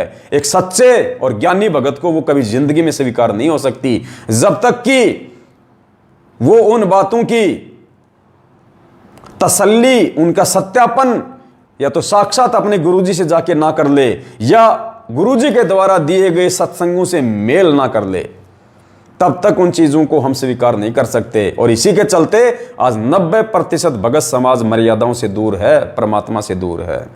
समय रहते भगवान ने सात संगतियां शुरू करवाई, अपने सत्सेवक बच्चों को ज्ञान आधार से संभाल लिया, जो आज निरंतर अपने आत्मिक उत्थान की ओर आगे बढ़ रहे हैं। आग भी मैंने लगाई थी आपका दृढ़ निश्चय देखकर, झोपड़ी भी मैंने बनाई है आप उसे स्वीकार करें। परमात्मा की महिमा भगत समाज में बनाए रखने के लिए ये चमत्कार देकर भगवान की पहचान करवाना अनिवार्य है। आपकी झोपड़ी जीर्ण शीर्ण थी। अब देखना पुण्यात्माओं, एक और गहरी शिक्षा। पुण्यात्माओं, ये बंदी छोड़ साक्षात सतगुरु रामपाल जी भगवान के रूप में धरती पे प्रकट है, और ये गहरा रहस्य, ये राज, ये परमात्मा ही पुण्यात्माओं दया करके इन पुस्तकों में लिखते हैं। और परमेश्वर फिर अपनी आत्माओं पे दया करके इन सार को समझाने की मेहर बख्शते हैं। गुरुजी कहते हैं, सब सुमरे अपने अनुमाना तो गति लखी न जाए, कहे कबीर कृपया कर जन पर ज्यों की त्यों समझाए। अगर हर भगत अपने अपने स्तर पे गुरुजी के द्वारा लिखित इन पुस्तकों को पढ़ेगा, इनका सार निकालेगा या निकालने का प्रयास करेगा, तो गुरुजी कहते हैं सब सुमरे अपने अनुमाना तो गति लखी न जाए। नहीं समझ पाओगे, नहीं जान पाओगे, फिर कौन जान पाएगा। कहे कबीर कृपया कर जन पर ज्यों की त्यों समझाए। वो कबीर परमेश्वर सतगुरु रामपाल जी भगवान अपने जिस आत्मा पे मेहर बख्शेगा, दया बख्शेगा, जिसका थोड़ा बहुत ज्ञान योग खोलेगा, इन पुस्तकों को समझने और समझाने की दया बख्शेगा, वही आत्मा गुरुदेव के द्वारा लिखित पुस्तकों के सार को समझा सकती है। तो देखिए कितना गहरा सार परमात्मा ने आप और हम भाई बहनों के लिए छुपा रखा है। आगे देखिए पुण्यात्माओं, आज जो भाई बहन इतना ज्ञान लेने के बाद भी, परमात्मा की उन तमाम वाणियों को दिन रात सुनने के बावजूद भी, जो गुरुजी हमें समझाते हैं कि साईं इतना दीजिए जिसमें कुटुंब समाओ, हम भी भूखे ना रहें, अतिथि न भूखा जाए। गुरुजी कहते हैं कि एक भगत को अपने गुरुजी से क्या मांगना चाहिए, अपने गुरु भगवान से क्या मांगना चाहिए, अगर भक्ति करनी है तो, अगर मोक्ष करवाना है तो। क्योंकि माया जीव की सबसे बड़ी शत्रु है, सबसे बड़ा एनिमी है। पैसा, धन, ये माया। गुरुजी ने सदा भगत को लिमिट में रह के भक्ति करने के लिए कहा है। और गुरुदेव कह रहे हैं कि साईं इतना दीजिए कि अपने गुरुजी से केवल इतनी ही प्रार्थना करो, इतना ही मांगो अपने जीवन निर्वाह के लिए कि हे गुरुजी इतना दीजिए जिसमें मेरा परिवार समाए, मेरा आर्थिक गुजारा ठीक ठाक हो जाए। भगवान तेरी भक्ति में कोई परेशानी, कोई बाधा रोजी रोटी को लेकर उत्पन्न ना हो, इतना तो गुरुदेव मेहर करके रखना। कि साईं इतना दीजिए जिसमें कुटुंब समाए, हम भी भूखे ना रहें। जो भक्ति कर रहे हैं हम आपके बच्चे, इस परिवार वाले, हम भी भूखे ना रहें। और अतिथि ना भूखा जाए, कोई साधु संत आ जाए, कोई भगत भाई आ जाए तो परमात्मा वो भी हमारे घर से भूखे पेट ना जाए। इतनी सी मेहर जरूर बख्शना मेरे दाता। इससे ज्यादा परमात्मा ने माया यदि किसी के पास में है, उसको गुरुजी ने क्या बताया, बकवाद। और वो बकवाद एक दिन हमारे को भक्ति मार्ग से दूर करेगी यदि समय रहते हमने उस बकवाद को परमात्मा के चरणों में भेंट नहीं किया तो। मालिक कहते हैं, नौका में पानी बढ़े और घर में बढ़ जा दाम, और दोनों हाथ उल्टियो यो ही शाणु काम। नाव में अगर पानी भर जाए तो समझदार आदमी क्या करेगा, दोनों हाथों से पानी को बाहर फेंकेगा वरना डूब जाएगी। और घर में बढ़ जा दाम, घर में यदि माया बढ़ गई, पैसा बढ़ गया, तो कहते हैं समझदार भगत दोनों हाथों से दान करेगा अपने गुरुजी को खुल के, वरना वो धन उसको डुबो देगा जैसे वो पानी नौका को डुबो देता है। तो कहते हैं नाव में पानी भरे और घर में बढ़ जा दाम, कहते हैं दोनों हाथ उल्टियो यो ही शाणु काम। यही समझदारी है, वरना डूब जाएंगे दोनों के दोनों। तो क्या शिक्षा दी आगे, आपकी झोपड़ी जीर्ण शीर्ण थी, आप भक्ति में भंग होने के भय से नई बनाने में समय व्यर्थ नहीं करना चाहते थे। पुण्यात्माओं कितना गहरा पॉइंट। अरे पुण्यात्माओं हमें समझा रहे हैं गुरुजी इस कथा के माध्यम से, इस कथा के माध्यम से परमात्मा हमें समझा रहे हैं। ना तो आज वो रंका है ना वो बंका है।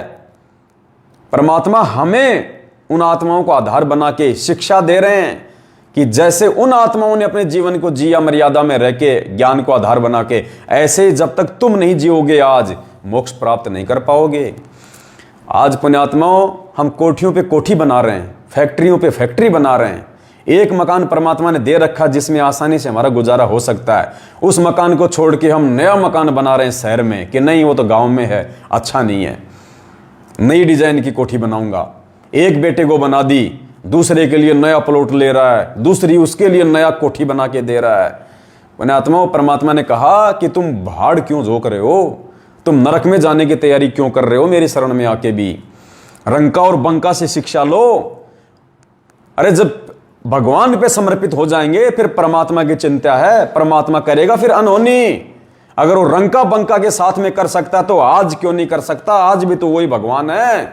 अरे भगवान नहीं बदला, भगवान के चमत्कार नहीं बदले, भगवान की महिमा नहीं बदली, भगवान की शक्तियां नहीं बदली, हम बदल गए, हमारे विचार बदल गए, हम मैले हो गए। भगवान मैला नहीं है, भगवान तो आज भी वही है। यदि हम उन आत्माओं की तरह आज भी भगवान के साथ व्यवहार करें, इतना विश्वास पैदा करें रंका बंका की तरह, तो भगवान तो आज भी सोने का महल खड़ा कर दे अपने भगत के लिए।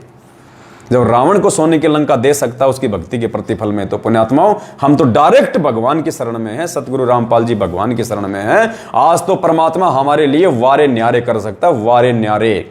तो देखिए आपकी झोपड़ी जीर्ण शीर्ण थी, क्या कह रहे हैं गुरुजी, ये रंका बंका आपकी झोपड़ी जीर्ण शीर्ण थी, टूटी फूटी झोपड़ी थी आपकी, और आप नई झोपड़ी नहीं बनाना चाह रहे थे, ये सोच के कि भगवान अगर नई झोपड़ी बनाएंगे तो समय बर्बाद होगा, जंगल में जाएंगे, सामान लेके आएंगे, पता नहीं भगवान इतना समय यदि आपकी भक्ति में लगाएंगे तो हमारा उद्धार होगा, हमारा आत्म कल्याण होगा। हे परमेश्वर, आपकी भक्ति में कोई भंग ना पड़ जाए। परमात्मा, जो समय हम इन फालतू की बकवादों में लगाएंगे वो समय हम आपकी भक्ति में लगाएंगे तो हमारा आत्म कल्याण होगा, हमारा उद्धार होगा।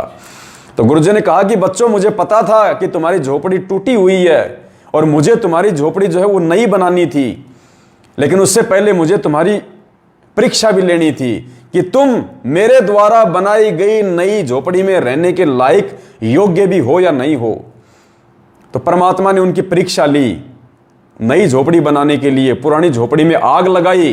अब देखो पुण्यात्माओं, ऐसे भगत के घर में यदि हानि होती है तो उसमें भी उसका लाभ है। कौन से भगत के घर में? मर्यादित भगत के घर में।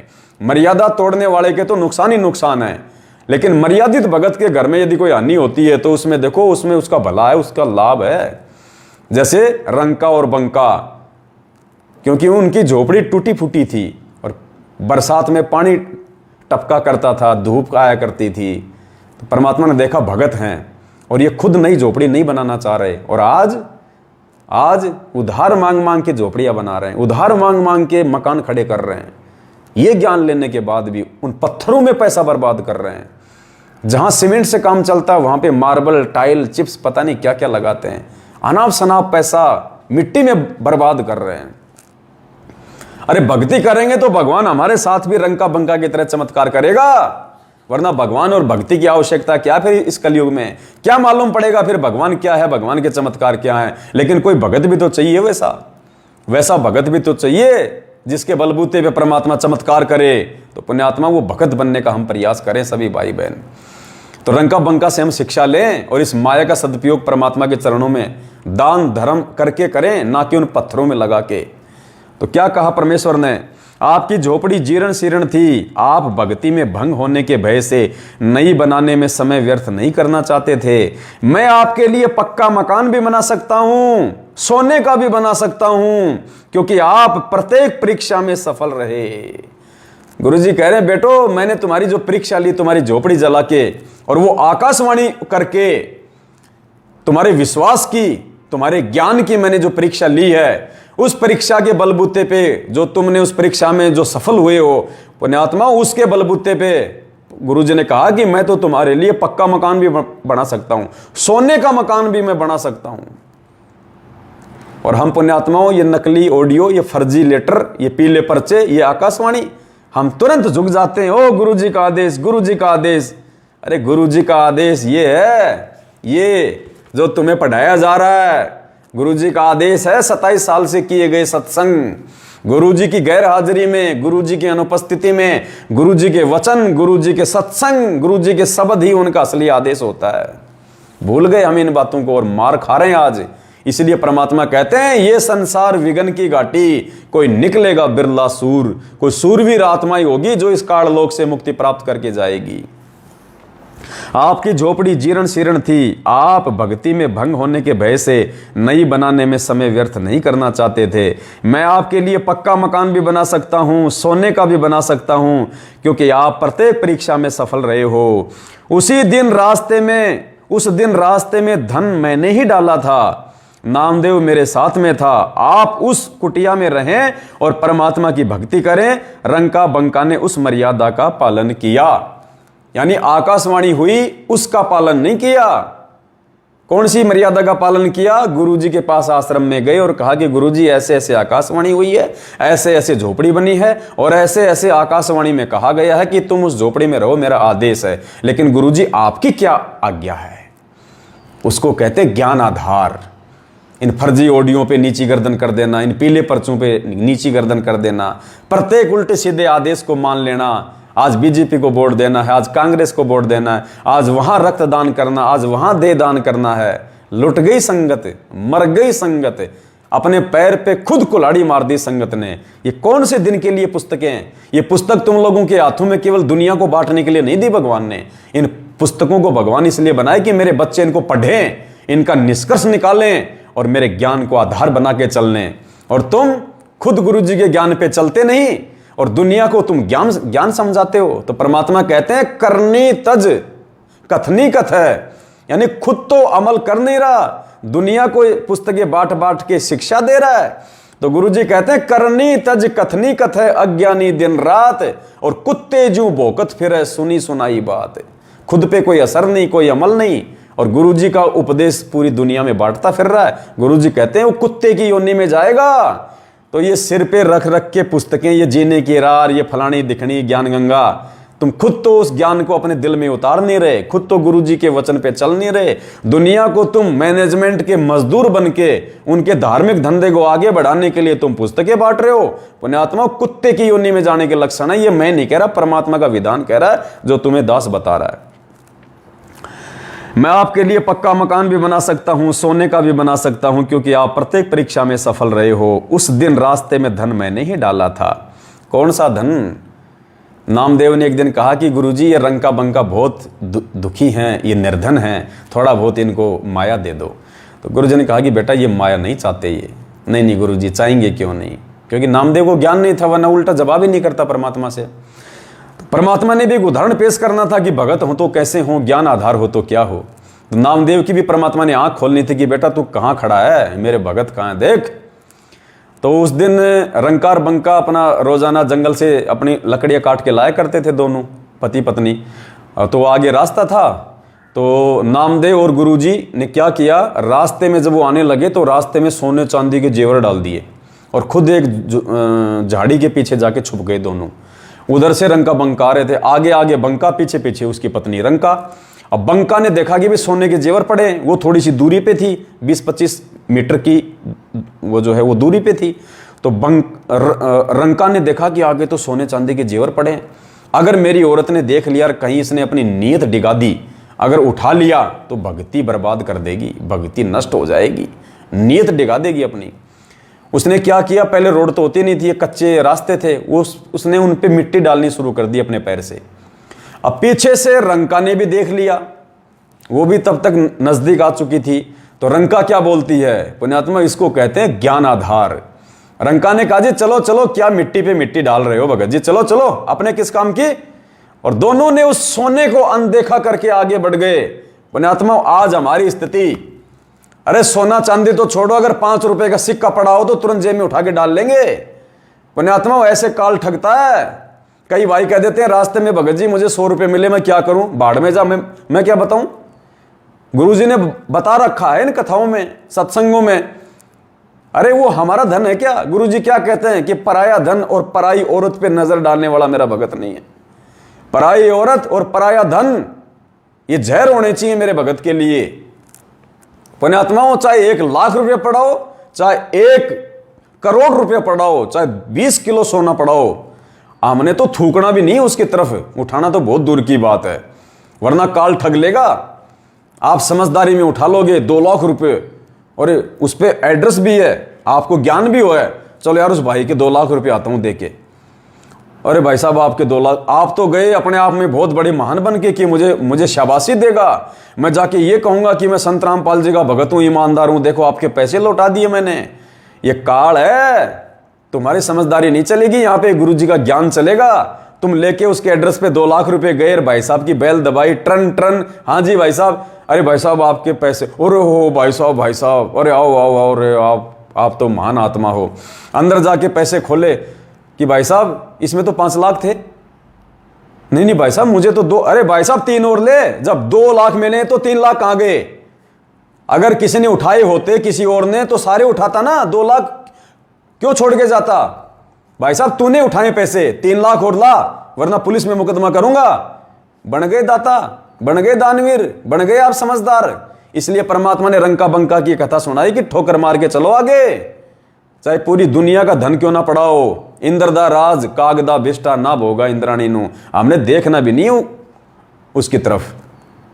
तो पुण्यात्मा, इस प्रकार से परमात्मा प्रत्येक कथा में देखो, एक छोटी सी रंका बंका की कथा और कितनी गहरी गहरी शिक्षाएं भगवान ने इसमें छोड़ रखी हैं। तो क्या कहा, मैं आपके लिए पक्का मकान भी बना सकता हूं, सोने का भी बना सकता हूं, क्योंकि आप प्रत्येक परीक्षा में सफल रहे हो। उस दिन रास्ते में धन मैंने ही डाला था, नामदेव मेरे साथ में था, आप उसी कुटिया में रहें और परमात्मा की भक्ति करें। रंका बंका ने उस आज्ञा का पालन किया, ना कि आकाशवाणी का। आकाशवाणी को परमात्मा की आज्ञा माना, रंका बंका ने आकाशवाणी को परमात्मा की आज्ञा माना, लेकिन आकाशवाणी को परमात्मा की आज्ञा माना, परंतु गुरुजी के पास जाकर कि गुरुजी की क्या आज्ञा है, यह गुरुजी पर बलिहारी होना है। पुण्यात्माओं, ये आकाशवाणी, ये फर्जी ऑडियो, ये आकाशवाणी है, ये पीले पर्चे आकाशवाणी है, नामदान संचालक का आदेश आकाशवाणी है, गुरुजी के बेटा बेटी का आदेश आकाशवाणी है। वो नहीं मानने हमने, डायरेक्ट गुरुजी से जाके पूछना कि गुरुजी क्या वो आपके आदेश हैं। वो है असली आदेश, जब गुरुजी के आदेश देंगे कि हाँ बेटा वैसा कर, तो करना है। अब गुरुजी है नहीं, जेल जाके पूछ नहीं सकते, तो कैसे निर्णय करें? सत्संगों से, कथाओं से, गुरुजी के ज्ञान से, कि वास्तव में गुरुजी के वो आदेश हैं। क्या गुरुजी ने हमें कभी भी 27 साल से बीजेपी को वोट डालने का आदेश दिया? क्या गुरुजी ने कभी भी 27 साल से हमारे को किसी राजनीतिक पार्टी का समर्थन करने का आदेश दिया? क्या गुरुजी ने 27 साल से कभी भी अपने भक्तों को रक्तदान देने का आदेश दिया या करवाने का आदेश दिया? क्या गुरुजी ने कभी भी 27 साल से दुनिया भर के लोग आरक्षण के लिए अपनी लड़ाइयां लड़ रहे थे, क्या गुरुजी ने कभी भी कहा कि बेटा जाटों के आरक्षण में जाके बैठो, उनको आरक्षण दिलाओ? क्या गुरुजी ने कभी भी किसी गैंगस्टर की सीबीआई जांच के समर्थन में अपने भक्तों को बैठाया?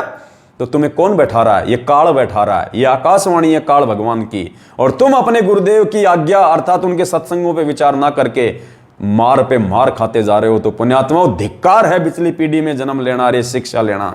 हमसे अच्छे तो रंका बंका थे, जो साल भर में एक बार कभी सत्संग सुना करते थे, जिन्होंने ज्ञान को आधार बनाया। हम तो इन आत्माओं से भी नीचे गिरे हुए हैं। कैसे सतलोक जाएंगे, कैसे मोक्ष होगा? ये कथाएं गुरुजी हमारे टाइम पास के लिए नहीं सुना रहे। ये पुस्तकों, ये इतनी मोटी मोटी पुस्तक गुरुजी ने टाइम पास के लिए नहीं लिखी। हम जैसे नीचों को ज्ञान आधार से मजबूत करने के लिए, दृढ़ करने के लिए, ताकि इस काल भगवान के षड्यंत्र को समझें, इसके चाल को समझें। और धरती पे काल भगवान का सबसे बड़ा दुश्मन, काल भगवान का सबसे बड़ा एजेंट ये सतलोक आश्रम मैनेजमेंट हरियाणा है। आपका कोऑर्डिनेटर है, आपका नामदान संचालक है, गुरुदेव के कलयुगी बेटा बेटी है, उनका परिवार है, उनके भाई बंधु हैं। इन सब के षड्यंत्र में तुम फंस गए, सिर्फ और सिर्फ सात संगतियों से ना जुड़ने के चलते। इस पवन दास को गुरुद्रोही मान के इसके वीडियो ना देखने के चलते ये सजा तुम भोग रहे हो और आगे भोगोगे तुम। आकाशवाणी को परमात्मा की आज्ञा माना, परंतु गुरुजी के पास जाकर कि गुरुजी की क्या आज्ञा है, यह गुरुजी पर बलिहारी होना है। गोविंद की आज्ञा स्वीकार्य नहीं हुई। वो आकाशवाणी वो किसकी थी? गोविंद की, ना कि गोविंद गुरु की। गुरु भगवान की नहीं थी, वो भगवान की आकाशवाणी थी। उन्होंने उस आकाशवाणी को स्वीकार नहीं किया। गोविंद की आज्ञा स्वीकार्य नहीं हुई। गुरु की आज्ञा का पालन करके यहां भी परीक्षा में खरे उतरे। गुरुजी के पास जाके पूछा फिर कि गुरुजी क्या वो आकाशवाणी आपकी थी? क्या आपने ऐसा आदेश दिया है? फिर गुरुजी ने कहा कि हाँ बेटा, मेरी आकाशवाणी थी, मैंने आदेश दिया। तब उन्होंने उस आज्ञा का पालन किया। और तुम क्या कर रहे हो आज? उस गांव के व्यक्तियों ने भगत रंका की कुटियां जलती तथा जलकर राख हुई देखी थी। जब वो सत्संग में गए हुए थे, पीछे से आग लग गई थी, तो पूरे गांव ने उनकी झोपड़ी को जलते हुए देखा था और राख होते हुए देखा था। सुबह नई और उससे भी बड़ी झोपड़ी बनी हुई देखकर पूरा गांव देखने आया। उस चमत्कार को देखने फिर पूरा गांव आया, क्योंकि रातों रातों को कौन झोपड़ी बना देगा? राख का कहीं कोई लेस मात्र भी निशान नहीं, और नई झोपड़ी। और आगे देखना परमात्मा क्या कह रहे हैं, जब वो जड़ी तब एक मकान था, जब बनी तो परमात्मा ने 2 मकान बना दिए उसमें। सुबह नई और बड़ी जिसमें 2 कमरे थे, बनी देख तो पूरा गांव देखने आया। आसपास के क्षेत्र के स्त्री पुरुष भी देखने आए। रंका बंका की महिमा हुई तथा गुरुजी की शरण में बहुत सारे गांव तथा आसपास के व्यक्ति आए और अपना कल्याण करवाया। यानी पुण्यात्माओं, आसपास के गांव वाले भी उस चमत्कार को देख के रंका बंका की महिमा करने लगे, गुरुजी का एड्रेस पूछा और ऐसे महान संत से जा जाके फिर लोगों ने नाम दीक्षा ली। उन गांव वालों ने हजारों की संख्या में जो नाम दीक्षा ली, जो प्रेरित हुए भक्ति करने के लिए, वो किसके चलते हुए पुण्यात्माओं? भगत के चलते। अगर वो मर्यादा में ना रहते, अगर वो गुरुजी के आज्ञा में ना रहते, गुरुजी के वचन में ना चलते, और यदि वो परीक्षा में फेल हो जाते तो ना तो झोपड़ी बनती, ना कोई और काम होता, और वो जो झोपड़ी जो जल गई थी उसके बाहर से और जाते वो, क्योंकि उसको तो जलना ही जलना था मालिक ने परीक्षा लेने के लिए। अगर वो पास नहीं होते तो वापस झोपड़ी नहीं बनाता परमात्मा, उन्हीं को कष्ट उठा के दोबारा झोपड़ी बनानी पड़ती। लेकिन भगत मर्यादा में रहे, परमात्मा की परीक्षा में खरे उतरे, ज्ञान को आधार बनाया, तो भगवान ने चमत्कार कर दिया और भगत के द्वारा ज्ञान आधार रूपी उस परीक्षा में पास होने के चलते पूरे गांव ने नाम दीक्षा ली। और पुण्यात्मा, आज हम क्या कर रहे हैं? आज हम दुनिया को गुरुजी से दूर कर रहे हैं अपने कुकर्मों के चलते, अपनी घटिया हरकतों के चलते। नामदान पे आने वाली मां बहनों के साथ में तुम बलात्कार करते हो, उनकी मसाज करते हो, फिर वीडियो बना बना के डालते हो। दुनिया भगवान से दूर हो रही है कि जब ये भगत ऐसे हैं तो इनका भगवान कैसा होगा। अरे तुम 6 महीने में बीजेपी को वोट डालते हो, 6 महीने में तुम कांग्रेस को वोट डालते हो। जब बीजेपी को वोट डालते हो तो कांग्रेस वाले गुरुजी को गालियां देते हैं, और जब तुम कांग्रेस को वोट डालते हो तो बीजेपी वाले तुम्हारी उल्टी हरकतों के चलते गुरुजी को गालियां देते हैं और कहते हैं कि जब ये भगत ऐसे नीच और नालायक, जिनका कोई स्टैंड ही नहीं है, इन गधों का 6 महीने में पार्टी चेंज कर रहे हैं, तो इनका भगवान कैसा होगा, इनका गुरु कैसा होगा। अरे तुम गैंगस्टरों की सीबीआई जांच का समर्थन करते हो और दान में 5-5 लाख रुपए देते हो। राजस्थान का गैंगस्टर जो 4 साल पहले पुलिस एनकाउंटर में मारा जा चुका है, आनंदपाल सिंह, AK-47 बंदूक रखता था, जिसने कई जो है वो मर्डर कर दिए थे। तुम मैनेजमेंट के कहने पे और ऐसे गैंगस्टर, ऐसे गुंडे व्यक्ति की सीबीआई जांच का समर्थन, बदमाशों की सीबीआई जांच का समर्थन कर रहे हो। तुम उनको शहीद का दर्जा दिला रहे हो, तुम उनको महान आत्मा साबित करवा रहे हो।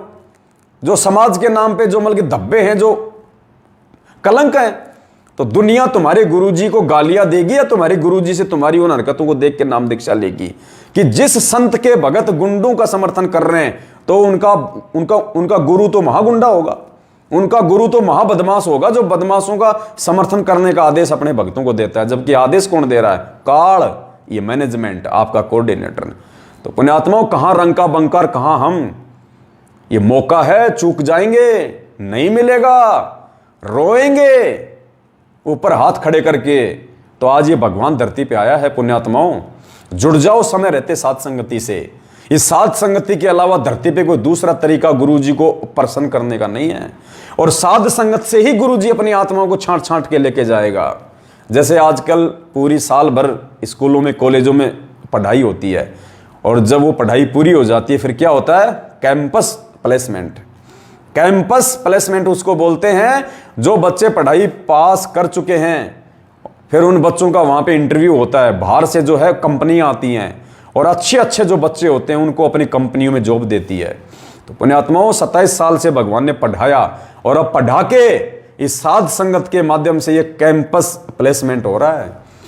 अच्छी अच्छी आत्माओं को परमात्मा छांट रहा है इन लाखों की भीड़ में से और साध संगत से जोड़ रहा है अपनी भक्ति के लिए, यहां से पार करने के लिए। उन आत्माओं को फिर आगे का ज्ञान देगा परमात्मा।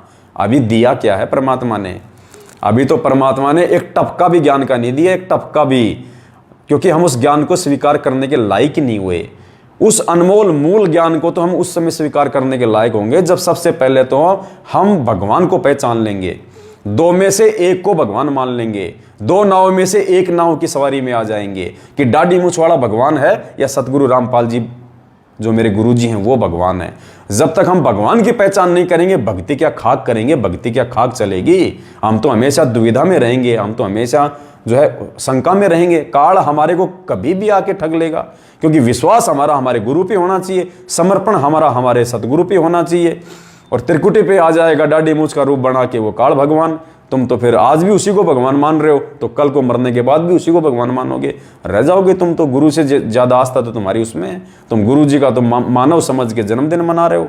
दाढ़ी मूछ वाले को भगवान मान के तुम उसका प्रगट दिवस मना रहे हो। अभी तो तुम्हारी भक्ति शुरू भी नहीं है। ज्ञान आधार से देखा जाए तो उन भक्तों की तो भक्ति शुरू भी नहीं है जो अपने गुरु जी को मानुस खाली अपना गुरु मानते हैं और एक दाढ़ी मूछ वाली काल्पनिक हाथ से बनाई गई नकली फोटो को कबीर परमात्मा मान के उसको भोग लगाते हैं, उसका प्रगट दिवस मनाते हैं।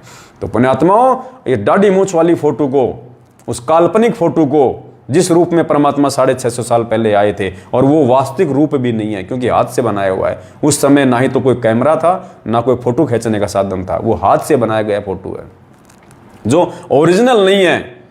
उस फोटो को पुण्यात्माओं हम सभी सत्संग भाई बहनों ने, सभी साथ संगत से जुड़े भाई बहनों ने अपने अपने घरों से निकाल दिया है। हमारे घर में सिर्फ हमारे गोविंद गुरु सतगुरु रामपाल जी भगवान का अकेले का फोटो है। हम उन्हीं को भोग लगाते हैं, उन्हीं के सामने आरती करते हैं, उन्हीं को अपना इष्ट मानते हैं, वही हमारे गुरु हैं।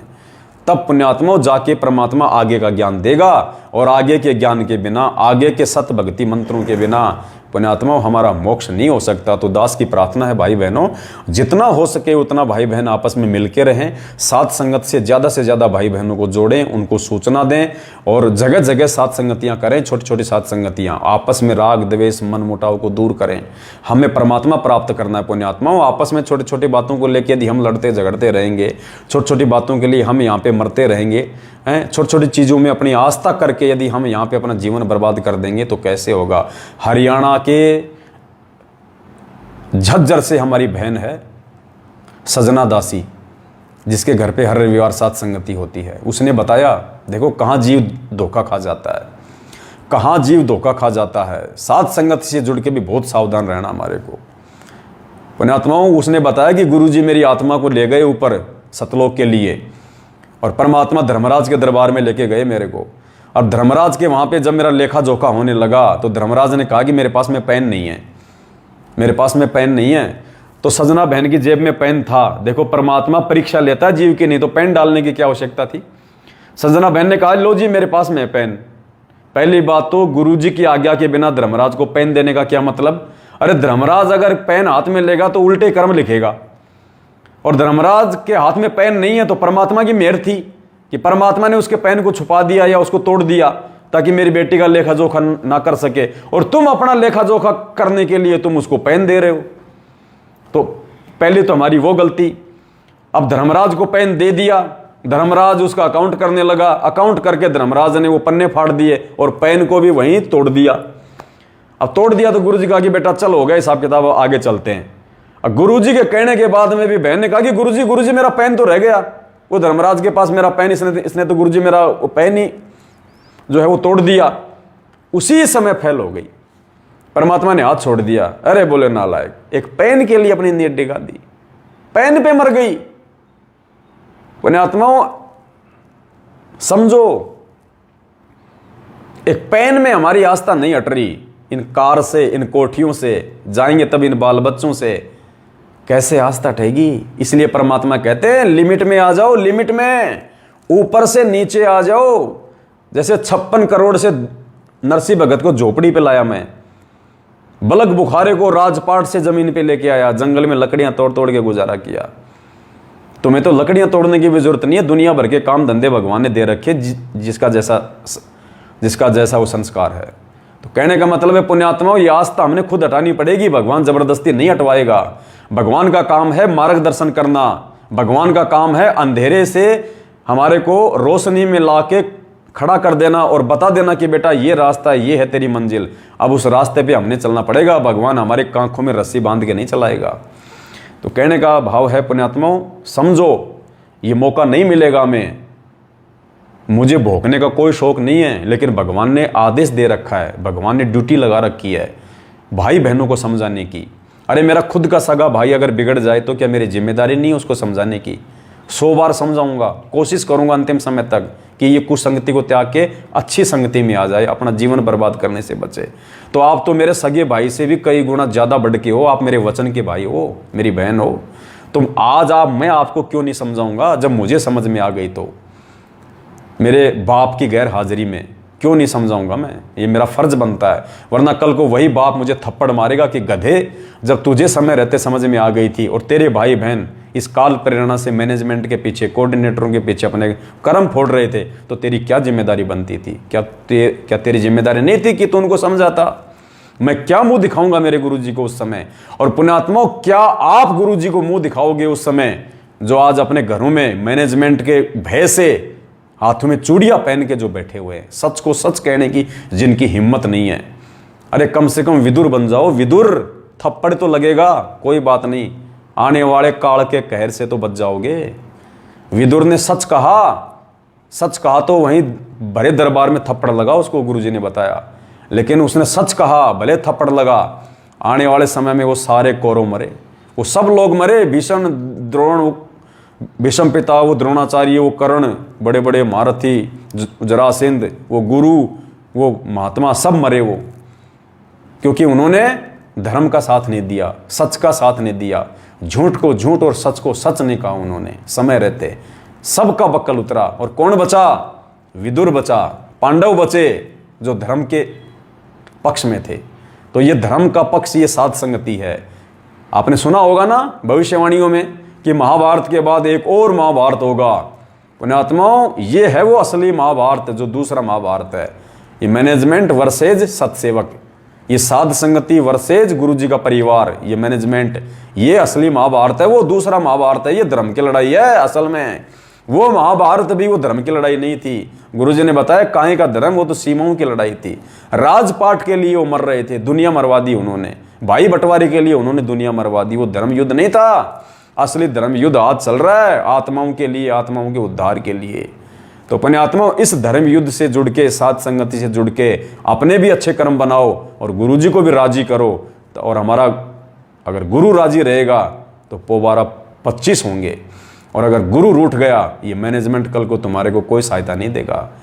ये ऊपर चलोगे ना, ये मैनेजमेंट काम नहीं आएगा, ये कोऑर्डिनेटर काम नहीं आएगा। ये गधे बन के उल्टे लटके हुए दिखाई देंगे तुम्हें वहाँ पे, अगर साथ संगति से नहीं जुड़े समय रहते। तो दास की इतनी सी विनती है, साथ संगतियों में आते रहें, परमात्मा के ज्ञान को आधार बना के भक्ति करते रहें। हर संभव हम सभी भाई बहन मिलके अपने जीवन में हम बदलाव लाएं, हम परिवर्तन लाएं और अपने आत्म कल्याण के लिए हम आगे बढ़ें। दास की इतनी विनती है। दास से कोई गलती हुई हो, कोई शाब्दिक कोई त्रुटि हुई हो, दास अपनी बंदी छोड़ से आप सभी भाई बहनों से दास समय जो है वो प्रार्थी है। सत साहेब बंदी छोड़, सतगुरु रामपाल जी भगवान की जय हो। सत साहेब।